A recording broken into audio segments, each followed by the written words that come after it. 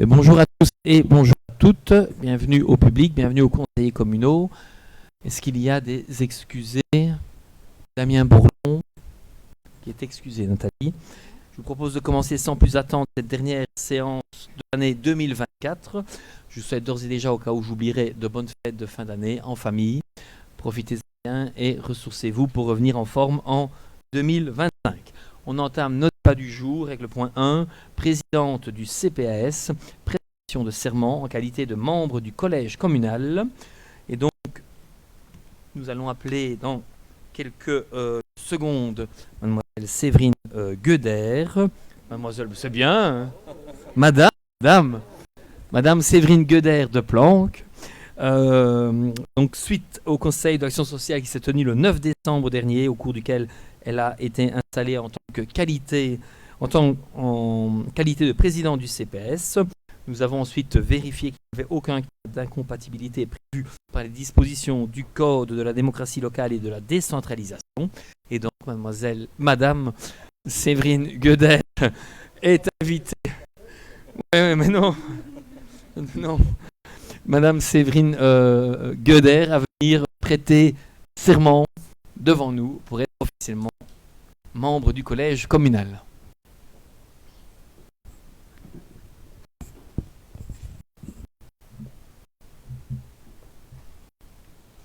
Je jure fidélité au roi, obéissance à la Constitution et aux lois du peuple belge.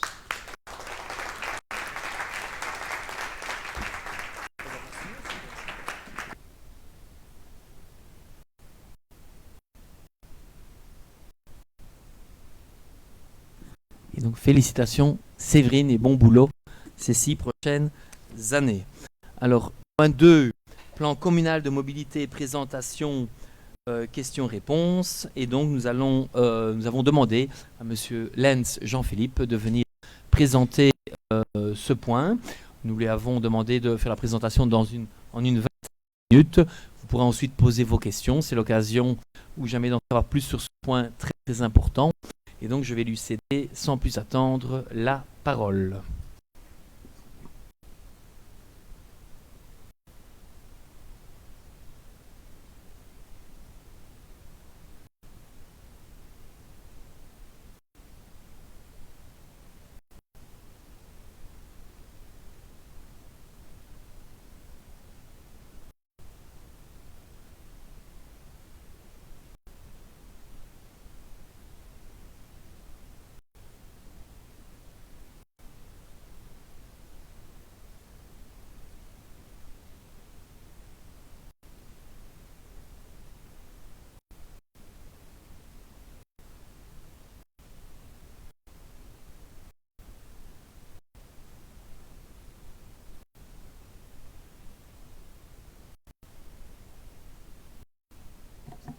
Voilà.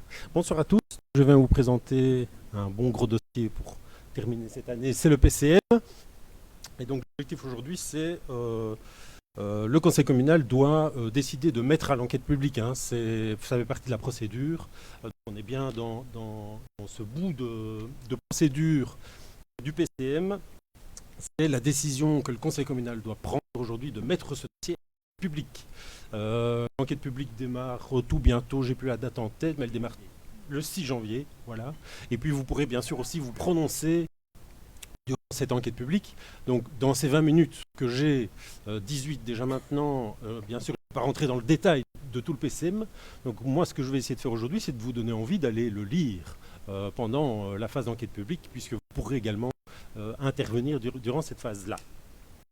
Ce qui est très intéressant dans les PCM, c'est que ça a fondamentalement changé. La mission que nous, bureaux d'études, on exerce dans les PCM a fondamentalement changé ces dernières années. Il y a 10, 15 ans, 20 ans, quand on faisait des PCM, la question principale qu'on devait aborder dans un territoire, c'était la question des contournements.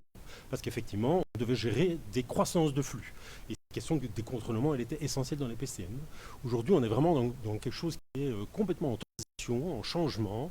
Je peux parler des voitures autonomes, je peux parler de la mobilité électrique, etc. Mais on est vraiment dans une question de transition. on doit changer notre manière d'aborder les PCM. Alors voilà, on doit convoquer beaucoup de choses, beaucoup d'éléments, et c'est pas évident en fait de pouvoir se positionner. Et surtout notre rôle à nous, c'est de pouvoir amener la ville de Sydney, en tout cas, l'amener sur une trajectoire nouvelle. C'est un peu ça quelque part la finalité du PCM. Alors pour nous aider dans le message à faire passer, je vous propose de convoquer 2 personnes que vous connaissez tous, parce qu'ils symbolisent bien toutes les discussions aujourd'hui qui ont trait à la mobilité, et même sur des questions au-delà de la mobilité. Voilà, c'est 2 personnes que vous connaissez, hein, je pense, Greta d'un côté et Elon de l'autre, parce que c'est des personnes qui alimentent fortement le débat, la discussion, avec des choses très positives, des choses très négatives. Si je parle de Greta, par exemple, moi, ce qui est très intéressant à retenir, c'est que c'est une personne qui se base beaucoup sur les faits. Et donc, effectivement, si on doit retenir un message du côté de Greta, ce sont les faits. Tous les faits scientifiques qu'elle amène, effectivement, il y a des choses extrêmement importantes à retenir. Par contre, le message, la manière dont elle fait passer le message suscite énormément de peur. Et ça, je trouve que c'est extrêmement déplorable, en fait, hein, parce que la peur nous annihile, nous empêche de voir plus loin, nous freine dans les choses importantes qu'on apprend. Et donc, elle a des choses très positives, elle a des choses très négatives. Et c'est un peu le même côté à l'opposé, hein. Donc elle est totalement à l'opposé en termes de message qu'il fait passer. Et lui aussi, il a des choses très positives et négatives. Ce que j'aime beaucoup chez cette personne-là, c'est qu'il vient avec du rêve, en fait, hein. Et on a besoin, dans cet état dans lequel on est, dans le monde dans lequel on est, on a besoin de rêve, en fait, hein. Si on n'a pas ce rêve, si on n'a que de la peur, voilà, on va rester coincé. Par contre, ce qu'elle oublie, c'est les limites, effectivement. Oui, on peut solutionner avec l'ingénierie, avec les solutions, la technologie, on peut tout solutionner. Faire voler un avion avec du carburant de synthèse, c'est tout à fait possible. Donc le problème, ce n'est pas un problème de technologie. Avec la technologie, on pourra toujours tout résoudre. Le problème n'est pas là. Le problème est vraiment sur les limites. Et donc effectivement, vous avez ici ce petit graphique qui montre il y a 9 limites planétaires, hein, et aujourd'hui il y en a 6 qui sont déjà dépassées. On voit que ça ne fait qu'évoluer. Donc les limites continuent à être évoluées et on ne va pas le résoudre avec la seule technologie, en fait.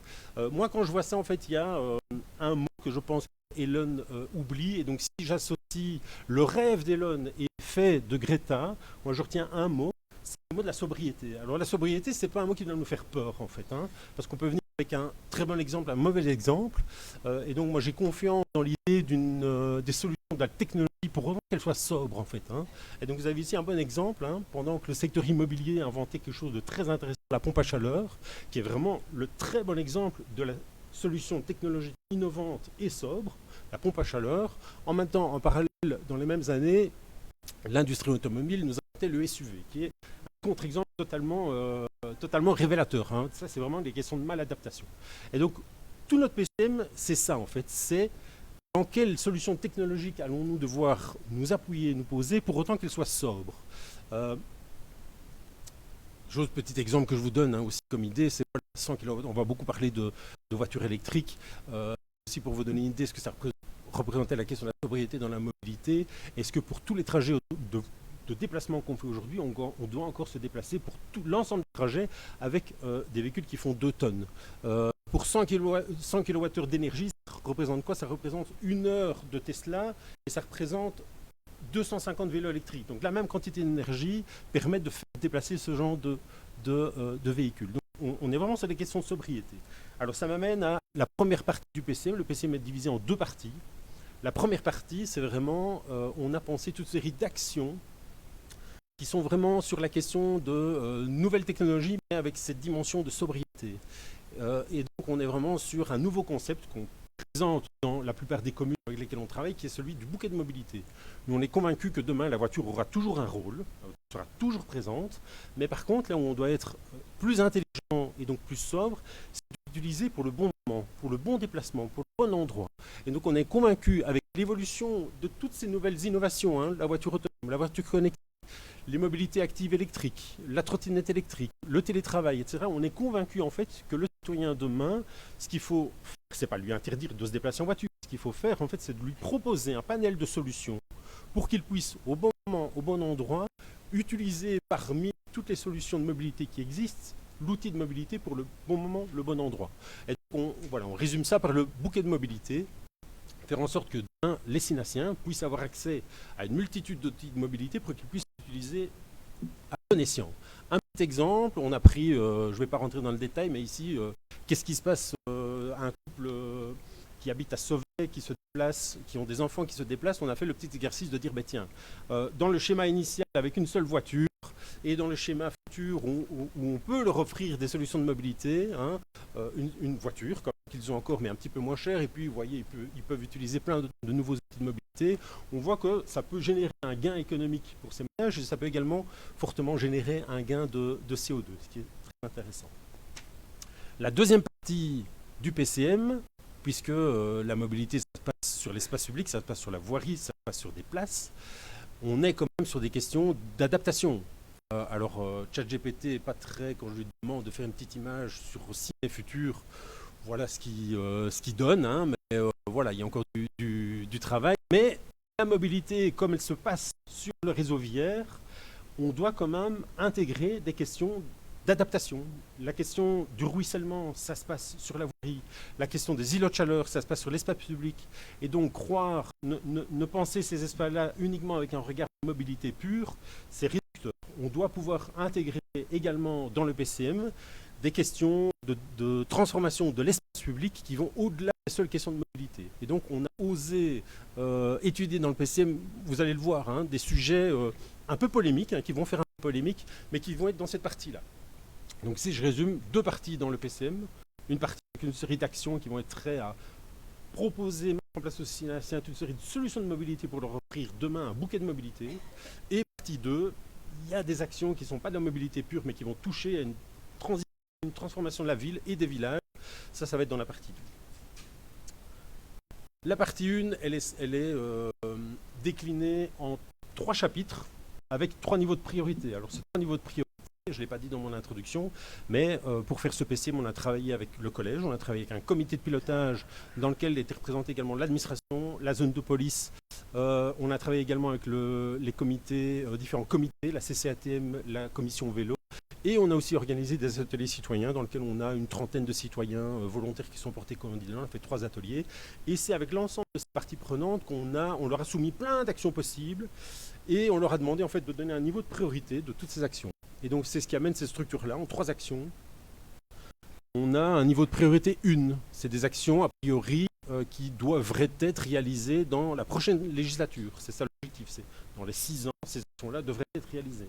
Les actions de priorité 2, elles peuvent être réalisées ou préparées dans la prochaine législature. Les actions de priorité 3, c'est plutôt à préparer dans la prochaine législature. Mais au moins, ça vous donne une ligne de conduite, ça vous donne un cadre, ça vous donne des objectifs par priorité. Alors, si nous, l'ICED, on avait fait ce PCM tout seul, on n'aurait pas mis ces mêmes actions-là, on aurait proposé les choses différemment. C'est bien le résultat de ces discussions avec le collège, avec les commissions vélo, avec la CCTM, avec les ateliers citoyens. On a donc 65 actions prioritaires, 65 actions prioritaires parmi la 130aine d'actions qu'on a proposées à l'étude. Il y en a 65 qui sont dans le bouquet de mobilité et il y en a 11 qui sont dans le chapitre adapter la ville et les villages. Alors si je passe rapidement en revue les actions du bouquet de mobilité, on a toute une série d'actions qui sont plutôt relatives à de la gestion en fait. Hein. On va retrouver de quoi là-dedans? On va retrouver l'engagement d'un conseiller en mobilité à temps plein, parce qu'on estime, nous, que face aux enjeux futurs de mobilité, il y a nécessité d'avoir une personne qui travaille temps plein pour mettre en œuvre des actions, qui travaille temps plein aussi pour aller chercher le financement, qu'il soit humain ou financier, pour mettre en œuvre ces actions. Il y a mettre en place une série de démarches pour aller collecter de l'information et la communiquer. Je pense que de la mobilité, c'est de l'infrastructure, et il faut investir dans l'infrastructure, mais je pense qu'il ne faut largement pas sous-estimer la communication. Qui sait aujourd'hui qu'avec le remboursement des frais kilométriques, maintenant, en 2024, on gagne de l'argent en circulant en vélo. Quel Sinacien, quel citoyen est au courant de cette information-là? Qui connaît le budget mobilité qui permet aujourd'hui de financer toute une série de choses en lieu et place de la voiture de société et qui a vraiment été upgradé ces dernières années. Donc voilà, il y a un tas d'informations qui sont disponibles et qui peuvent vraiment faire un basculement sur les pratiques de mobilité sans avoir nécessité d'investir dans l'infrastructure. Donc derrière ces 13 actions, c'est ça en fait. C'est de la communication, c'est de la coordination, c'est d'aller chercher des moyens financiers, c'est d'aller chercher des moyens humains. C'est ça qu'il y a derrière ces 13 actions-là. On a ensuite voilà, dans le bouquet de mobilité, une série d'autres actions qui sont relatives à la mobilité piétonne. On va retrouver de quoi là-dedans? On va retrouver des actions de rénovation. Hein. Là, on est dans l'infrastructure, avec des traversées piétonnes, avec des trottoirs, etc. Vous voyez ici qu'ont été jugées en priorité une, les traversées de Bréban, l'aménagement d'un trottoir à Laignon entre la rue de la Gare et la rue de Rochefort. On a aussi des questions d'aménagement de parvis piétons devant les écoles. On a des questions aussi de mise en place de rues scolaires. Voilà ce genre d'actions qu'on va retrouver dans la mobilité piétonne. La mobilité cyclable, on a beaucoup d'actions qui ont été identifiées et on a des actions de deux types. Hein. Des actions de liaison et c'est des actions de parking vélo. C'est principalement ce type d'action-là. Alors il y en a beaucoup parce qu'il y a en fait beaucoup de petites liaisons, et ça je le représente ici avec cette carte-là. Vous avez fait beaucoup d'investissements, en tout cas Ciné a la chance de bénéficier de beaucoup d'investissements ces dernières années dans des liaisons cyclables structurantes, hein, notamment le long de la ligne 161, et on voit qu'en fait on a des petits trous. C'est un peu comme si vous aviez investi dans une maison mais qu'on oubliait de mettre les châssis. S'il n'y a pas les châssis, cette maison ne sera pas utilisable. Donc aujourd'hui, s'il y a beaucoup d'actions dans la mobilité cyclable, c'est parce qu'en fait il faut aller mettre les châssis, là où il y a des tout petits tronçons qui manquent. Et donc c'est tous les petits points orange, hein, vous voyez, vous avez des tronçons verts, hein, donc il y a un réseau qui est là, mais il manque des petits points en fait. Hein, donc pourquoi il y a beaucoup d'actions? C'est parce que voilà, il y a beaucoup de petits points, de petits châssis à aller mettre pour avoir finalement un réseau complet.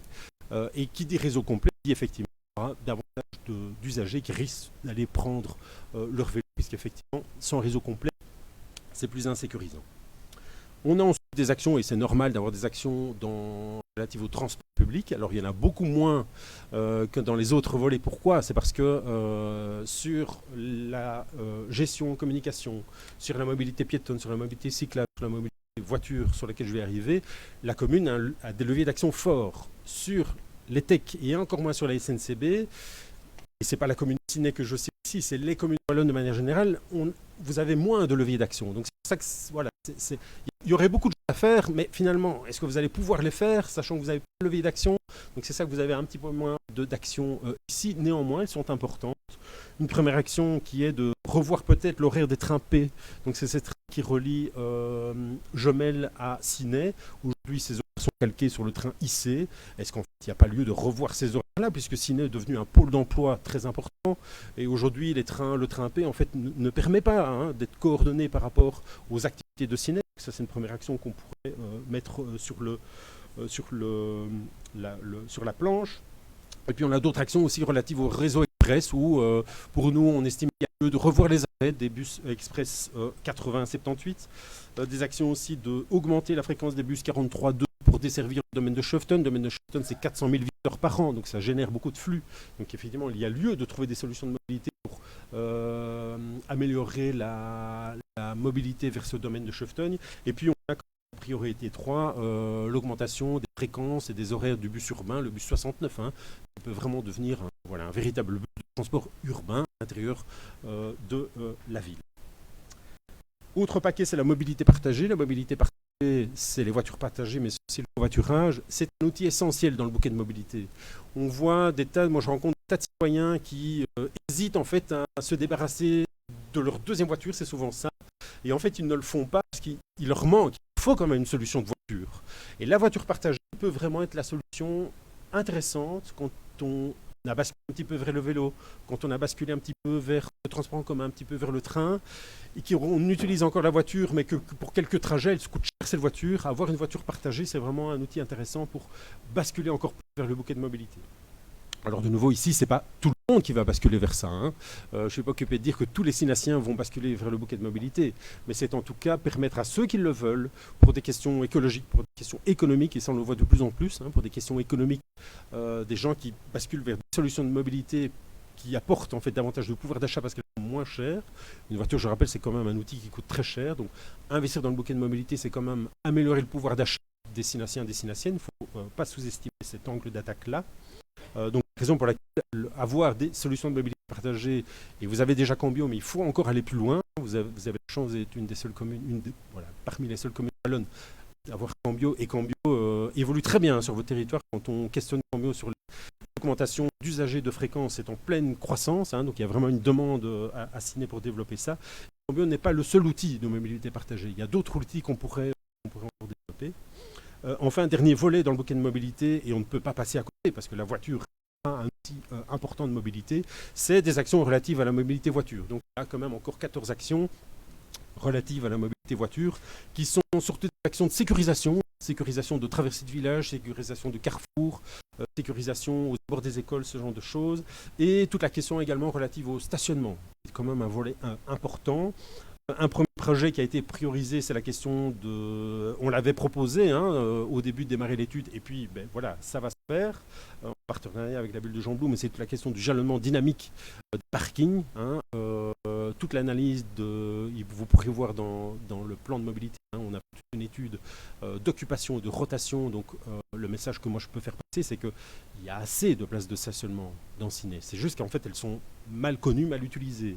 Alors c'est sûr qu'à certains endroits très particuliers, il y a une sous-offre, il y a à un moment donné pas assez de places de stationnement, mais en gérant mieux l'ensemble des places sur le territoire et en demandant parfois à certains usagers, notamment les usagers de longue durée, qui parfois vont cannibaliser des places en centre-ville, on leur demande d'aller se garer un petit peu plus loin dans des places qui sont disponibles. Ils vont devoir marcher 5-10 minutes, ce qui n'est pas beaucoup quand on reste 4 heures, c'est tout à fait possible. Voilà, avec une meilleure gestion, une gestion dynamique, on peut mieux optimiser l'ensemble des places que vous avez et on peut revenir à un meilleur usage, un meilleur équilibre des emplacements de stationnement. Deux choses aussi intéressantes, là c'est plutôt sur la question des scolaires, c'est des zones de temps sécurisées et des pauses minutes. Un autre point important, c'est quand même en priorité, c'est la taxe sur les parkings des projets immobiliers. Aujourd'hui, un promoteur immobilier qui vient et qui décide d'investir dans la voiture partagée ou dans le parking vélo, il va être sanctionné. Il va avoir une taxe qui va lui être imposée parce qu'il n'investit pas dans du parking voiture. C'est un peu dommage en fait d'avoir quelqu'un très volontariste qui veut investir dans une autre solution de mobilité. Il va être sanctionné s'il ne fait pas du parking voiture. Alors il faut en faire un petit peu, bien sûr, mais ce serait dommage qu'on le sanctionne. Donc là, il y a des adaptations. Il ne faut pas supprimer la taxe, mais il faut l'adapter en fait pour ne pas sanctionner quelqu'un qui investirait dans une solution volontariste. Voilà, je ne vais pas revenir sur les autres actions de mobilité voiture. Vous voyez qu'il y en a également beaucoup. On va peut-être s'attarder un petit peu plus sur les actions adaptées la ville et les villages parce que ce sont des actions qui vont susciter du débat. Et moi, un message que j'ai fait passer au collège, c'est de dire profitez qu'on soit là en fait pour oser mettre sur la table des choses qui vont susciter débat. Alors quand je dis des choses qui vont susciter débat, vous voyez que c'est des points qui ont été mis en priorité. Une, c'est la question de la pétonisation de la place Monceux. Inévitablement, un sujet comme celui-là va susciter débat. Il y a des gens qui vont être pour, il y a des gens qui vont être contre. Et effectivement, dans l'enquête, on a fait une enquête commerce, mobilité, entre commerce et mobilité à laquelle vous avez peut-être participé. Il y a eu 1000 participants, donc les résultats sont vraiment intéressants. Et à la question, êtes-vous pour la piétonisation de la place Monceau, on est plutôt dans un 50-50. Ça veut dire qu'il y a des gens qui sont pour et des gens qui sont contre. C'est normal avec un sujet comme ça. Et donc le message moi que je vais passer au collège, c'est de dire en fait, profitez de notre présence en fait pour aller étudier ce genre de dossier. Alors ici, moi je ne viens pas avec la réponse, il faut faire la piétonisation de la place Monceux. Moi je viens avec des réponses par rapport à quel serait l'impact. Si vous voulez mettre en œuvre la piétonisation de la place Monceux, quel serait l'impact sur la mobilité? Et je trouve qu'il faut en profiter d'un PCM, d'une unité comme celle-ci, pour aller étudier ce genre de questions-là. Voilà, et on vient avec des réponses en termes de mobilité par rapport à un projet comme celui-là. On vient aussi avec des réponses sur la question de la zone bleue. La mise en place d'une zone bleue dans le centre-ville, ce n'est pas qu'une question de mobilité, c'est une question d'impact sur les commerces, la zone bleue, c'est une question d'impact sur l'attractivité en termes de l'attractivité résidentielle d'un centre-ville. La zone bleue, vous y arriverez un jour ou l'autre. De manière inévitable, le jour où la SNCB décidera de mettre son parking payant, il faudra une zone bleue, parce que sinon tous les nafteurs vont se garer en dehors des parkings SNCB. Donc pour éviter ça, il faudra mettre une zone bleue. Et donc on a étudié l'intérêt de la mise en place de la zone bleue, dans quel périmètre, quel aménagement connexe il faut mettre en place. Et ce qui est intéressant dans l'étude de la zone bleue qu'on a examiné, c'est qu'on est arrivé à une conclusion qu'en fait la mise en place de la zone bleue avec de nouveaux outils tels que les Shop and Drive, c'est des petits capteurs qu'on peut mettre sur certaines places, il y a plusieurs communes wallonnes qui commencent à mettre ça en place. Ce qui pourrait être intéressant, c'est qu'en fait on pourrait supprimer le stationnement à Ciné si on a conjointement une zone bleue avec des petits capteurs Shop and Drive. Donc voilà, ça peut amener des avantages nouveaux. Voilà, je pourrais revenir précisément si vous avez des questions par rapport à ça, mais voilà ce qui est intéressant comme conclusion qu'on apporte dans une étude comme un PCM. La question des nouveaux projets immobiliers, voilà, alors vous allez lancer un SDC, donc cette question-là, elle va revenir dans la prochaine législature avec le schéma de développement communal, mais oui, Ciné est attractif, Ciné attire des projets immobiliers, et effectivement, il y a des grosses poches dans un périmètre assez proche du centre-ville où il y a potentiellement des gros projets immobiliers. Alors, la question ici, c'est pas d'être pour ou contre. La question, c'est si jamais demain ces projets immobiliers sont là et doivent être là, autant les prendre et les utiliser comme des opportunités pour amener des choses nouvelles. Et donc, c'est l'intérêt des projets 3.3, des projets 1.3. C'est, voilà, on peut envisager, imaginer totalement autrement ces projets-là, plutôt que d'être dans un classique logement, parking, logement, parking, logement, parking. Je vois aujourd'hui en Wallonie des projets immobiliers qui se pensent différemment avec les logements à l'intérieur du quartier et tous les parkings sont à l'entrée du quartier. Ça permet de penser le projet d'une manière totalement nouvelle, avec des espaces complètement nouveaux. Je vais pas rentrer dans le détail par rapport à ça, mais ce qui est très intéressant ici, c'est qu'en fait, on profite de l'opportunité de projets comme cela pour amener des choses nouvelles. Et pour moi, il est beaucoup plus facile d'amener des choses nouvelles sur des projets immobiliers nouveaux, parce que les nouveaux résidents de ce genre de projet-là vont accepter les règles du jeu. C'est beaucoup plus facile en fait de venir avec des règles comme ça, parce que les nouveaux résidents vont les accepter, plutôt que d'essayer de mettre en place des nouvelles règles dans des quartiers existants. Là, voilà, on va devoir demander un changement d'habitude des habitants. Donc, vous avez là quelque chose d'intéressant, une opportunité nouvelle qui pourrait effectivement faire tache d'huile, si ça marche, etc. Ça peut faire tache d'huile sur autrement le centre-ville de Ciné d'ici 20 ans, 30 ans. La question de la rocade cyclable, c'est aussi un projet qui est venu dans la question d'adapter la ville et les villages. Elle est là. Et puis vous voyez qu'en priorité 3, on a aussi étudié des questions qui pourront également susciter débat, mais je reviens de nouveau sur le message. C'est intéressant de les étudier dans un PCM parce que ça peut vous apporter des réponses sur oui, il faudrait le faire, non, il ne faudrait pas le faire, et si oui, pourquoi, comment, etc. Donc c'est les questions de piétonniser la rue du centre, ça a été examiné, étudié, mettre l'euro de la Courtejoie en rue scolaire, s'intéresser à la place de l'église à Chapois pour en faire une zone de rencontre, mettre la rue d'Ivoire à Brément en zone apaisée, la question du déménagement ou pas des parkings Belot et Baudouin, je vais y revenir sur ces questions-là, mais voilà, c'est des sujets qui suscitent débat et qui doivent être étudiés en fait. La question de la réorganisation de la rue Omer-Bertrand pour éliminer éventuellement le trafic de transit qui passe par cette rue. Voilà, c'est ce genre de questions-là que vous trouverez dans ce chapitre-là. Je vais profiter des quelques minutes qui me restent encore. 2, 3, 10. C'est épuisé. Pour vous amener quand même 3 enseignements clés. 3 enseignements clés, 3 minutes. Je vais les passer rapidement en revue pour susciter les questions, si vous en aurez. 3 enseignements clés que je retiens, moi, de ce PCM, c'est la question de la rue du commerce. Quel avenir pour la rue du commerce? Et effectivement, le lien entre mobilité et commerce, il est essentiel. Moi, je n'imagine pas mettre en place un PCM si ça ne peut pas amener quelque chose de positif pour la dynamique commerciale. Le centre-ville de Ciné, en tout cas la rue commerçante, comme d'autres rues commerçantes, ce n'est pas spécifique à Ciné, mais voilà, étant en perdition, oui, tu utilises le mot, voilà, je vais reprendre ce mot-là, est en perdition. Donc il y a vraiment un enjeu sur cette question-là. L'enjeu, l'avenir, je le dis clairement, l'avenir ne viendra pas de la voiture sur la rue du commerce. Pour moi, le message, il est clair. Pourquoi? Parce que la rue du commerce, par rapport aux autres retail parks, shopping centers, endroits où tout qui veut aller faire du commerce peut y aller, la rue du commerce, d'un point de vue accessibilité voiture, ne sera jamais performante. Donc, croire qu'on va pouvoir dynamiser la rue du commerce avec la voiture demain, avec la voiture, c'est une illusion, en fait. Alors, ça ne veut pas dire qu'il faut bannir la voiture, pas du tout, parce que la voiture, aujourd'hui, je ne passe mes slides, on y reviendra si vous le voyez. Voilà, la voiture, dans l'enquête qu'on a fait aujourd'hui dans les chalands qui viennent faire leurs courses dans le centre-ville, dans la rue commerçante, 80% d'entre eux aujourd'hui viennent en voiture. Donc, c'est encore un moyen de transport indéniable. Donc, il ne faut pas bannir la voiture, mais par contre, il y en a de moins en moins. Et donc, la vraie question à se poser, c'est quel public cible demain aller chercher pour redynamiser la rue commerçante? Et pour moi, le public cible, en fait, c'est celui qui habite dans les quartiers périphériques de Ciné. C'est sur celui-là, en fait, parce qu'il y a du pouvoir d'achat, c'est sur celui-là qu'il faut aller le chercher. Et en fait, aujourd'hui, ce qu'il faut absolument éviter, c'est que les personnes qui habitent dans la première couronne de Ciné, c'est que ces personnes s'asseyent dans leur voiture. À partir du moment où elles sont assises dans leur voiture, elles vont aller à Marche, elles vont aller à avenue Schlegel, elles vont aller à Namur, et elles ne vont pas venir faire leurs courses dans le centre. Par contre, si elles ont des cheminements piétons ou des cheminements cyclables, là, ça va devenir des bons clients. Et on le voit, en fait, dans les chiffres en termes de montant des achats.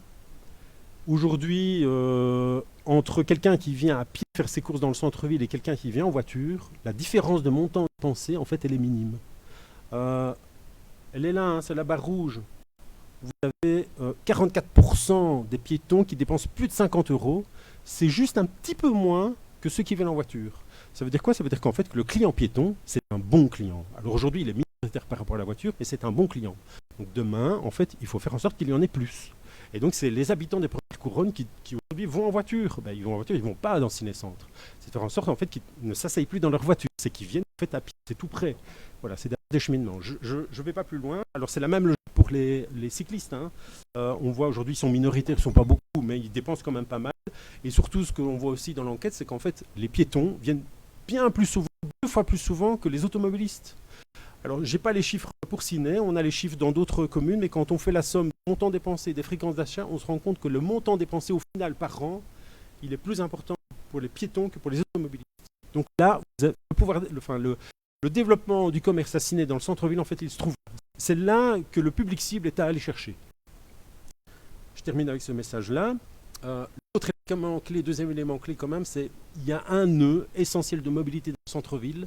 Ce nœud, c'est ce carrefour-là. Le carrefour, Rempart de la Tour, rue Notre-Dame-de-Halle, avenue de Namur. C'est le nœud de mobilité.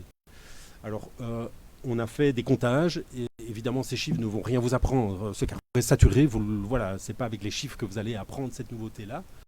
Ce carrefour est saturé à l'heure de pointe. Par contre, ce qui est vraiment intéressant, c'est de faire des projections. Et effectivement, les projections qu'on fait, si on tient compte de la projection démographique future avec les projets immobiliers qu'il peut y avoir en développement à Ciné, effectivement, ce carrefour va être sursaturé. Donc, si on ne fait rien, effectivement, la mobilité va être congestionnée, ce carrefour-là. C'est pas bon pour la circulation, c'est pas bon pour la sécurité des piétons, c'est pas bon pour la dynamique commerciale. Donc, quelle solution apporter? Alors, si on applique le bouquet de mobilité, hein, et c'est l'objectif de la région wallonne, il y a des objectifs pour modo, etc. Si on applique ça, on voit, c'est les chiffres qui sont là, on voit qu'on arrive à retrouver une situation normale en tenant compte en plus de la projection démographique. Donc, avec la situation actuelle qui est déjà saturée et en intégrant la démographie future, on voit qu'on peut, en appliquant le bouquet de mobilité, avoir davantage de personnes qui utilisent d'autres modes de transport, on voit qu'on peut retrouver une situation normale. Par contre, on pourrait également travailler sur ce carrefour-là. On pourrait dire, on supprime le petit mouvement là qui rentre dans la rue des Tilleuls parce qu'il vient un peu perturber les mouvements dans le carrefour. On voit que c'est minime en fait. Ça ne va pas changer grand-chose. Donc, c'est pas intéressant à faire. On pourrait construire, pour terminer, quelque part avoir un ring autour de Ciné. Vous avez déjà la Charlemagne, il y a déjà l'avenue Albert, il y a déjà l'axe Condro avenue de Namur. Pourquoi pas faire finalement une rocade nord qui permettrait finalement d'avoir un ring. Donc on a étudié pour l'ensemble des flux qui passent dans le carrefour, on a essayé d'estimer c'est quoi le transit en fait, parce que si on retire le transit de ce carrefour-là, est-ce que ça peut sonner les choses? Non, en fait ce transit il est minime. C'est une toute petite partie. Quand je dis transit, c'est les gens qui montent par la rue Pierre-Venn, rue Pierre-Venn, Square Romer-Bertrand, rue Notre-Dame-de-Halle et qui arrivent dans le carrefour. En fait, il y a très très peu de transit. Donc, construire une rocade là, c'est 3 millions d'euros, ça ne changera pas grand-chose sur la saturation du carrefour. Par contre, dernier élément qu'on a étudié, c'est pas que des parkings. Et effectivement, on voit que ce qui est générateur de saturation dans le carrefour, c'est des gens qui rentrent dans la rue Notre-Dame-de-Halle, surtout à l'heure de pointe, pour rentrer dans le parking Roi-Baudouin et dans le parking Belot, pour attendre les enfants, et puis qui repartent après, ou des travailleurs qui sont là la journée, qui repartent après à l'heure de pointe. Donc, le vrai problème de saturation de ce carrefour-là, c'est quoi? C'est trop de gens en voiture de manière générale, donc on doit faire leur propre modèle, et la localisation des deux parkings-là, en fait, est pas bonne par rapport au carrefour. Alors, voilà, c'est comme ça, c'est dommage, mais donc, si on veut vraiment résoudre, et si on veut éviter une sursaturation dans le futur, quand je dis dans le futur, c'est dans 10 ans, 15 ans, si on veut éviter une sursaturation, on doit s'attaquer au report modal, et inévitablement, on doit remettre en question la localisation d'un ou de ces deux parkings. Voilà. Si on n'ose pas s'attaquer à ça, le carrefour va être saturé avec toutes les mêmes connexions qu'on pourrait avoir. Enfin, dernier point, c'est la question de la piétonisation de la place Monceux. Alors, on a examiné l'impact sur la mobilité, hein, c'est vraiment ça, mais la première chose à dire quand même, c'est qu'il ne servirait à rien de piétoniser la place Monceux s'il n'y a pas un projet derrière, en fait. Simplement, enlever les voitures, ça donnerait l'impression d'une place vide, et donc vous aurez tout de suite les commerçants qui vont dire, mais vous nous enlevez les voitures, et il n'y a rien, en fait. Donc, on a travaillé avec notre partenaire urbaniste XMU sur quel pourrait être un projet. Alors ce projet, on l'a voulu sobre. Hein. J'ai démarré ma présentation en utilisant le mot sobre, donc je l'ai voulu sobre en disant en fait, il ne faut pas réinvestir des millions. Hein. Une place comme celle-là, hein, si on refait tout, on en a pour 2 millions, 3 millions, 4 millions d'euros au minimum. Donc ce serait totalement inconvenant, hein, une somme. Donc on a proposé une série d'interventions, il y en a 7, qui permettraient de proposer un nouveau projet. Hein. Alors il pourrait y en avoir d'autres, hein. Celui-là, mais c'est pas nous qui sommes auteurs de projet, ici c'est simplement pour amener le débat. Et c'est cette petite intervention qui sont minimes en termes d'intervention, qui sont minimes en termes de coûts. Je ne vais pas les passer en détail, mais on pourrait avoir un projet comme celui-là, avec un espace dédié à une fontaine. Amener l'eau, c'est intéressant parce que ça remplit la place. Alors les fontaines, on les faisait avant comme des gros blocs comme ça. Il y a plein d'exemples aujourd'hui en Wallonie. Si vous allez place Maurice Hervé à Namur, c'est un très très chouette exemple de fontaine qui dynamise la place qu'on peut éteindre pour quand on n'utilise pas pour mettre des choses. Il y a plein d'autres exemples comme ça. Un espace de jeu à l'endroit où les bus aujourd'hui sont.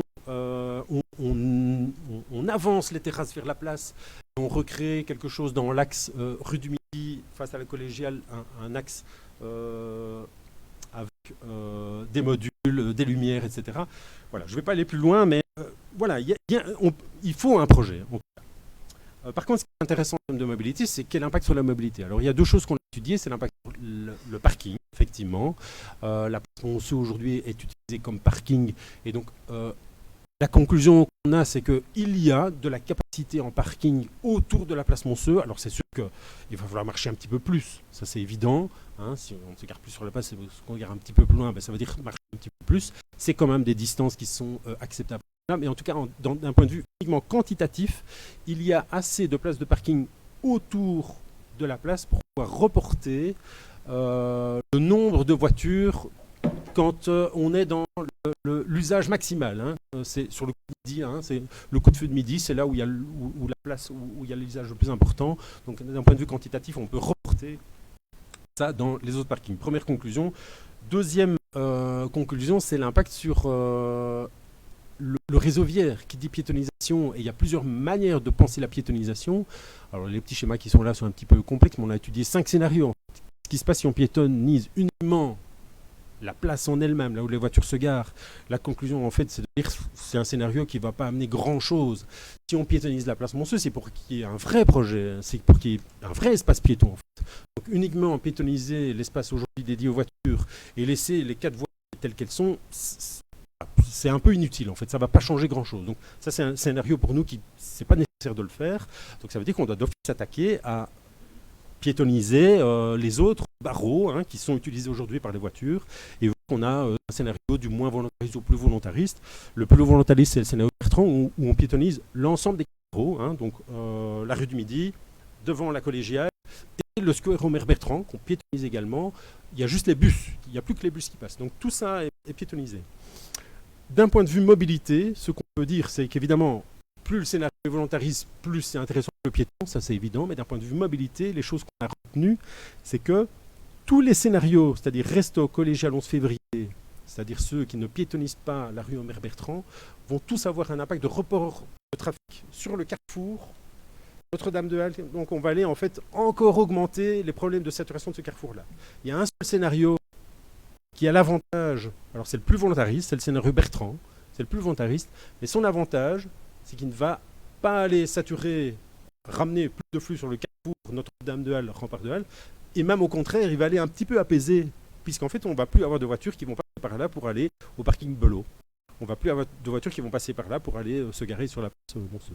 Donc en fait, ce scénario-là qui est le plus volontariste, et donc quelque part, c'est celui qui va susciter le plus de débats, il ne faut pas le nier, c'est celui qui, indirectement, va amener quelque chose de positif sur la saturation du carrefour. Voilà, ça c'est un élément intéressant qu'on a identifié dans l'examen de la dynamique des flux de ce carrefour-là. et j'en ai fini. Mais je voulais quand même dire un dernier mot, c'est que je veux quand même remercier le collège, le comité de pilotage, les citoyens, parce que voilà, je travaille dans beaucoup de communes en Wallonie et c'est pas la même situation dans toutes les communes, mais je vois quand même que à Ciney, il y a une dynamique positive, il y a quelque chose de très intéressant et toutes les discussions que j'ai pu avoir avec des personnes de la majorité, avec des personnes de l'opposition, avec des citoyens, etc., je trouve que de manière globale, il y a une dynamique très positive et toutes les choses qu'on a mises sur la table ont été accueillies avec, parfois elles n'ont pas été, il n'y a pas eu un accord, mais en tout cas elles ont été accueillies avec, on est prêt à discuter, on est prêt à analyser, donc voilà, c'était extrêmement positif de travailler à Ciney et donc ça je remercie toutes les personnes que j'ai eu l'occasion de rencontrer dans voilà, les 2 ans de travail, donc merci beaucoup.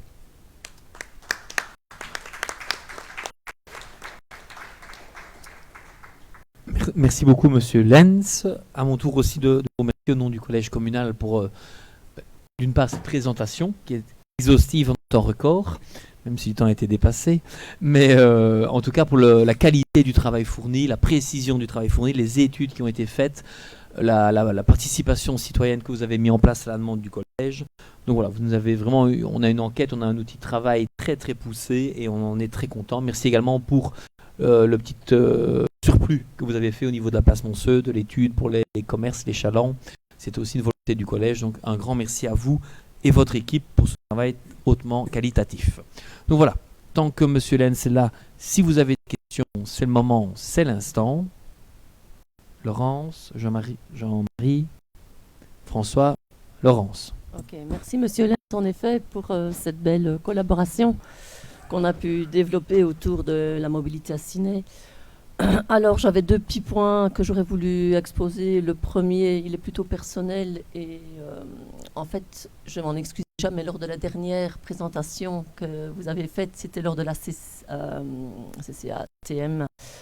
Un membre avait posé une question concernant l'adaptation de ce plan de mobilité aux personnes, au public de Ciney, c'est-à-dire au public du centre, le public peut-être un peu plus âgé et habitant les appartements. J'avais dû partir, mais à culpa, et j'aurais voulu savoir si vous aviez répondu à cette personne et si vous avez inclus cette réflexion dans ce que vous nous avez présenté aujourd'hui. Et alors la deuxième question. Oui, pardon. Le deuxième point, en fait, c'est plutôt un souhait que nous exprimons. C'est pas vraiment pour vous, c'est plutôt pour le collège.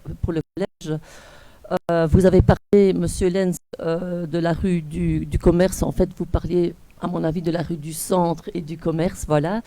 Vous y disiez que 80% des personnes utilisaient leur voiture pour aller faire leurs courses. Que c'est en train de baisser. Ceci dit, voilà, faut pas non plus, c'est bien, mais il ne faut pas non plus chasser les automobilistes. Et au nom de notre groupe, nous l'avions exprimé dans notre programme, en fait, on souhaiterait vraiment que le système actuel de stationnement, votre politique en matière de stationnement, la politique de Ciney en matière de stationnement soit revue, parce que je pense que malgré tout, il y a eu un côté agressif à cette politique. Cette politique a causé pas mal de mécontentement, a fait fuir pas mal de personnes âgées, justement. Et vraiment, pardon. Et donc, ce que nous aimerions au sein de notre groupe, c'est vraiment que le collège soit attentif à cette politique, peut-être la revoir comme nous l'avions suggéré dans notre programme. Merci Laurence. François, on va. Et puis Monsieur Lenz répondra à l'ensemble, et puis Jean-Marie. Ah, le deuxième. Jean-Marie, deuxième. Bon, pardon, la parole avant. Je vais garder le meilleur pour la fin, moi, mais c'est bon. Hein. Voilà. Jean-Marie. C'est ce que je pense aussi, François. Monsieur Lenz. Ah. Il n'y aura pas besoin de prendre tellement de notes avec moi. J'ai écouté un résumé des propositions que vous faisiez. Certaines sont intéressantes, mais beaucoup sont largement utopiques. On en débattra le moment voulu. Dans l'enquête, je suppose qu'il y aura beaucoup de citoyens qui feront part de leur questionnement et de l'impossibilité de voir se pratiquer certaines solutions que vous semblez vouloir mettre en œuvre. Et deux choses en ce qui me concerne. Je remarque que finalement j'ai eu raison, je n'ai pas eu tort en tout cas d'avoir raison trop tôt. Parce que cette fontaine dont vous parlez, c'est quelque chose qui me tient à cœur depuis dizaines d'années. Et figurez-vous que lorsque j'occupais le siège de Frédéric Deville, que j'étais bourgmestre, je l'ai été 18 ans, j'avais proposé cela au conseil communal en prenant l'exemple de places en France, etc. Autre part d'ailleurs en Belgique. Et à l'époque, je me suis heurté à un tollé et à un niet des groupes PS, PSC, CDH et Écolo. Écolo a dit non. Je suppose qu'aujourd'hui, ils vont peut-être dire oui. La deuxième chose, c'est que quand vous dites il y a assez de parking à Ciney, et on pourrait très bien concevoir la place Monceux comme piétonne avec les aménagements que vous proposez. Là aussi, j'y souscrivais avec les terrasses qui vont un peu plus loin sur la place, certains aménagements de fontaines, etc. Un petit parc de verdure, que sais-je, mais il faut du parking supplémentaire. Parce que quand vous dites qu'il y a assez de parking, là, je ne vous suis pas. Il y aurait assez de parking, peut-être, s'il n'y avait pas les écoles d'enseignement. Je m'explique. On a un pôle d'enseignement relativement important à proximité, à la rue Saint-Pierre, et le parking Bonneau, qui se trouve à l'arrière de la place Monceux, celui qui est le plus apte à recueillir justement ces voitures de stationnement qui se trouvent sur la place Monceux, et j'aime autant vous dire qu'il est saturé le matin parce que les enseignants viennent s'y garer et que je vois très mal, on voit la difficulté d'ailleurs maintenant à partir du moment où la place est occupée par les ferries du centre, je vois très mal la possibilité de renvoyer tout le quota voiture, place Monceux, on se compris sur le temps de midi, puisque vous dites que c'est le moment où effectivement la place est le plus engorgée, pour ce parking Belon. Donc, nous avons toujours dit, l'ancienne majorité, il est intéressant, et nous souscrivions à l'idée, il est intéressant d'avoir une place piétonne, un petit poumon vert dans Ciney, à la condition qu'il y ait du parking de remplacement. Et là, j'aurais voulu que vous étudiez cette possibilité, si la mission vous en est donnée, dans l'enquête, parce qu'à l'époque, on avait envisagé la possibilité de créer un parking à étage au niveau du parking Belot. On avait suscité plusieurs firmes, gestionnaires privés de ce type de parking, qui avaient décliné en estimant que ce n'était pas assez rentable.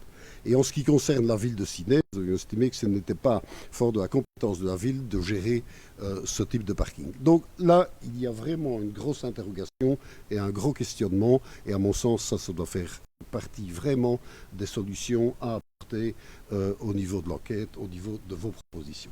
Merci Frédéric. Merci Jean-Marie. Et François, alors? Merci. Je remercie effectivement M. Lenz parce que ça donne envie d'aller lire le plan communal de mobilité dans son ensemble, effectivement, et de prendre connaissance de toutes les mesures proposées. Parce que, effectivement, certaines actions sont bousculantes et posent vraiment questionnantes. En tout cas, c'est intéressant d'ouvrir le débat. Et c'est vraiment le but de l'enquête publique. Et donc, je pense que l'enjeu maintenant, c'est qu'un maximum de citoyens soient informés de cette enquête publique, prennent connaissance du dossier de la manière la plus fine possible et réagissent, donnent leur avis. Alors après, je ne sais pas quelle est encore la marge de manœuvre. J'espère qu'il y a quand même encore une latitude pour adapter ce qui peut l'être. Mais l'enjeu maintenant, c'est vraiment que les citoyens se saisissent de ce plan communal de mobilité. Et dans ce contexte-là, moi j'ai quand même quelques questions plutôt adressées au collège du coup. C'est que dans les considérants, il est bien précisé qu'une réunion d'information est également prévue dans le cadre de cette enquête publique. Or, je ne la retrouve pas dans la proposition de décision. Alors, je ne sais pas si c'est un oubli ou si ça nécessite d'être précisé, mais je pense que c'est vraiment important qu'une réunion d'information se tienne, une réunion d'information publique se tienne, comme c'est précisé dans les considérants.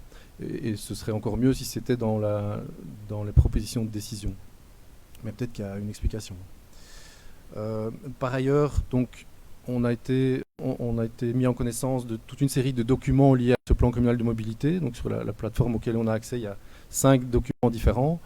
Je voudrais savoir, est-ce que tous les documents sont mis à l'enquête publique ou c'est uniquement le plan d'action final? Puisque dans tous les documents qu'on a, il y a effectivement le diagnostic de départ, puis la stratégie, le plan d'action, un résumé, et également un rapport des ateliers citoyens. Donc c'est une question plutôt pratique, voir quel est finalement le document qui est réellement mis à l'enquête publique. Je pense que ce n'est pas tout à fait précisé non plus dans la proposition de décision. Et enfin, et c'est peut-être un élément principal, c'est que dans la consultation du dossier, il est prévu dans la décision qui nous est proposée de nouveau qu'on puisse aller consulter le dossier physiquement, si j'ai bien compris, à l'administration communale dans les heures d'ouverture, ce qui me paraît à notre époque un peu désuet. Alors c'est très intéressant d'aller consulter des plans qui sont peut-être un peu plus grands de visu, mais je pense qu'il y a beaucoup de personnes qui seraient intéressées de pouvoir faire ça le soir chez eux et d'avoir accès à un document informatique auquel ils peuvent revenir plusieurs fois, 2-3 soirs de suite et pas passer leur journée à l'administration communale. Cela n'est pas prévu non plus dans la proposition de décision et je pense que ce serait intéressant que ça s'y retrouve. Voilà. Dans l'ensemble, comme je l'ai dit, il y a des questions plus techniques que je pose au collège. Je suis assez enthousiaste par rapport à la mise en débat de toute une série de dossiers.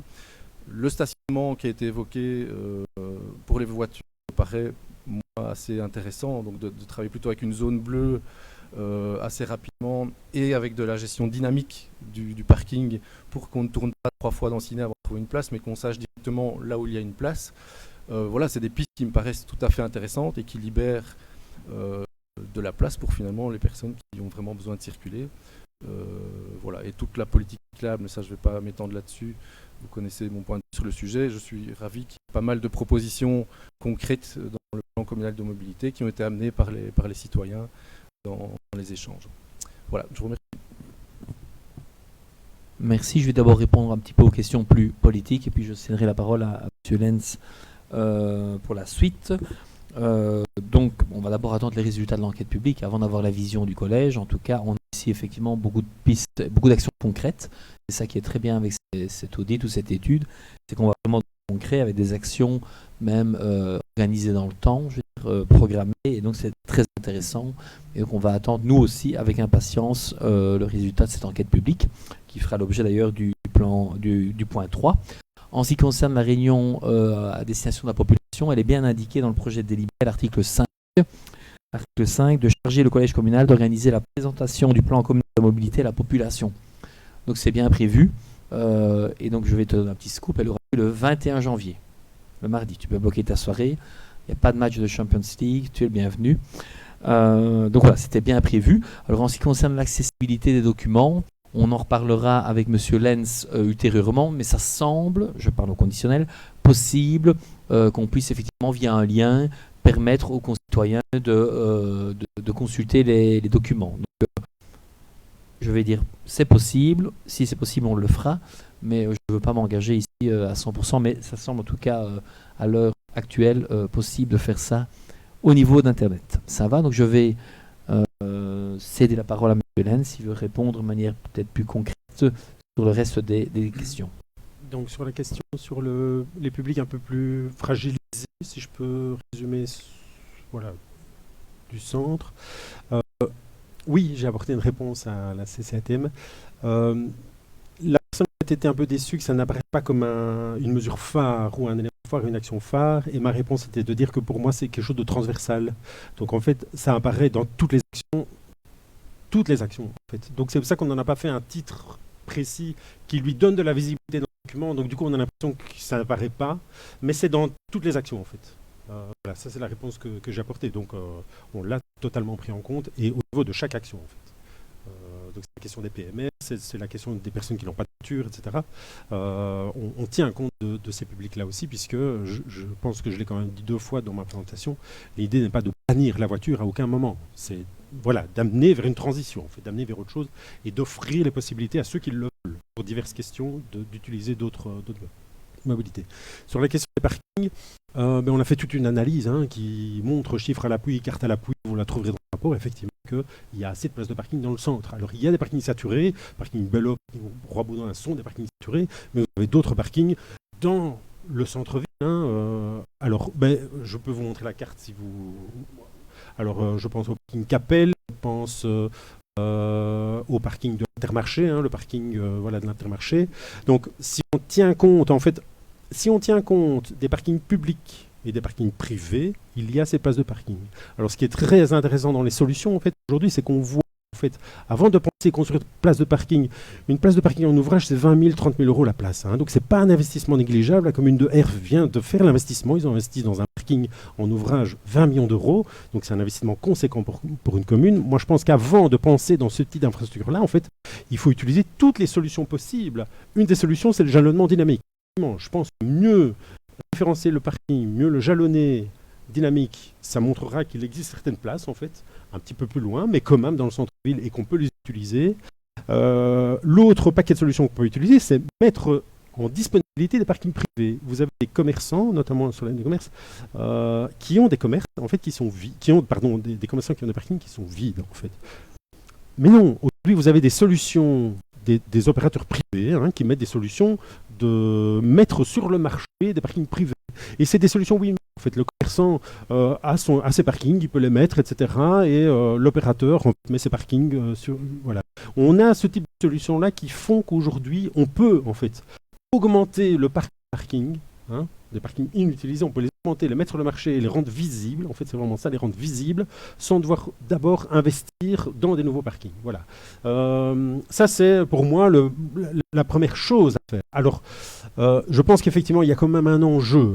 Je l'ai dit, le parking Belot, en fait, pourquoi pas faire un parking à étage à un moment donné, ciné, pourquoi pas Je ne dis pas qu'il faut le faire, je demande de l'étudier. Voilà, c'est tout. Je n'ai pas dit qu'on allait le faire. Puisqu'on l'a étudié, la conclusion c'était non. D'accord. Donc, c'est étudié, puisqu'il y a un point sur la question des parking Belot, etc. Donc, c'est étudié. Je pense que ce sera un enjeu fondamental dans votre SDC. Donc, vous avez cette chance-là aussi, c'est que voilà, le PCM est là et le SDC va démarrer. Donc, c'est fondamentale que vous allez devoir étudier dans le SDC. Moi, le point d'attention que je dis quand même, c'est attention, augmenter la capacité de parking à Roi-Baudouin ou Belot, vous allez en fait impacter votre carrefour. Ça ne va pas fonctionner d'un point de vue flux, en fait. Donc, si vous devez augmenter, et je l'ai bien dit, avant d'augmenter la capacité en parking dans Ciné, il y a d'autres choses à faire, mais si vous l'augmentez, ne le faites surtout pas là, en fait, parce que ça ne passera pas au niveau du carrefour Notre-Dame-de-Halle, en fait. Jean-Marie veut reprendre la parole, et puis Laurence, oui. Oui, tout simplement, bref, réflexion par rapport à ce que vous venez de dire. Le parking appelle, combien construit-on et va-t-on construire d'appartements sur ce site-là, à votre avis?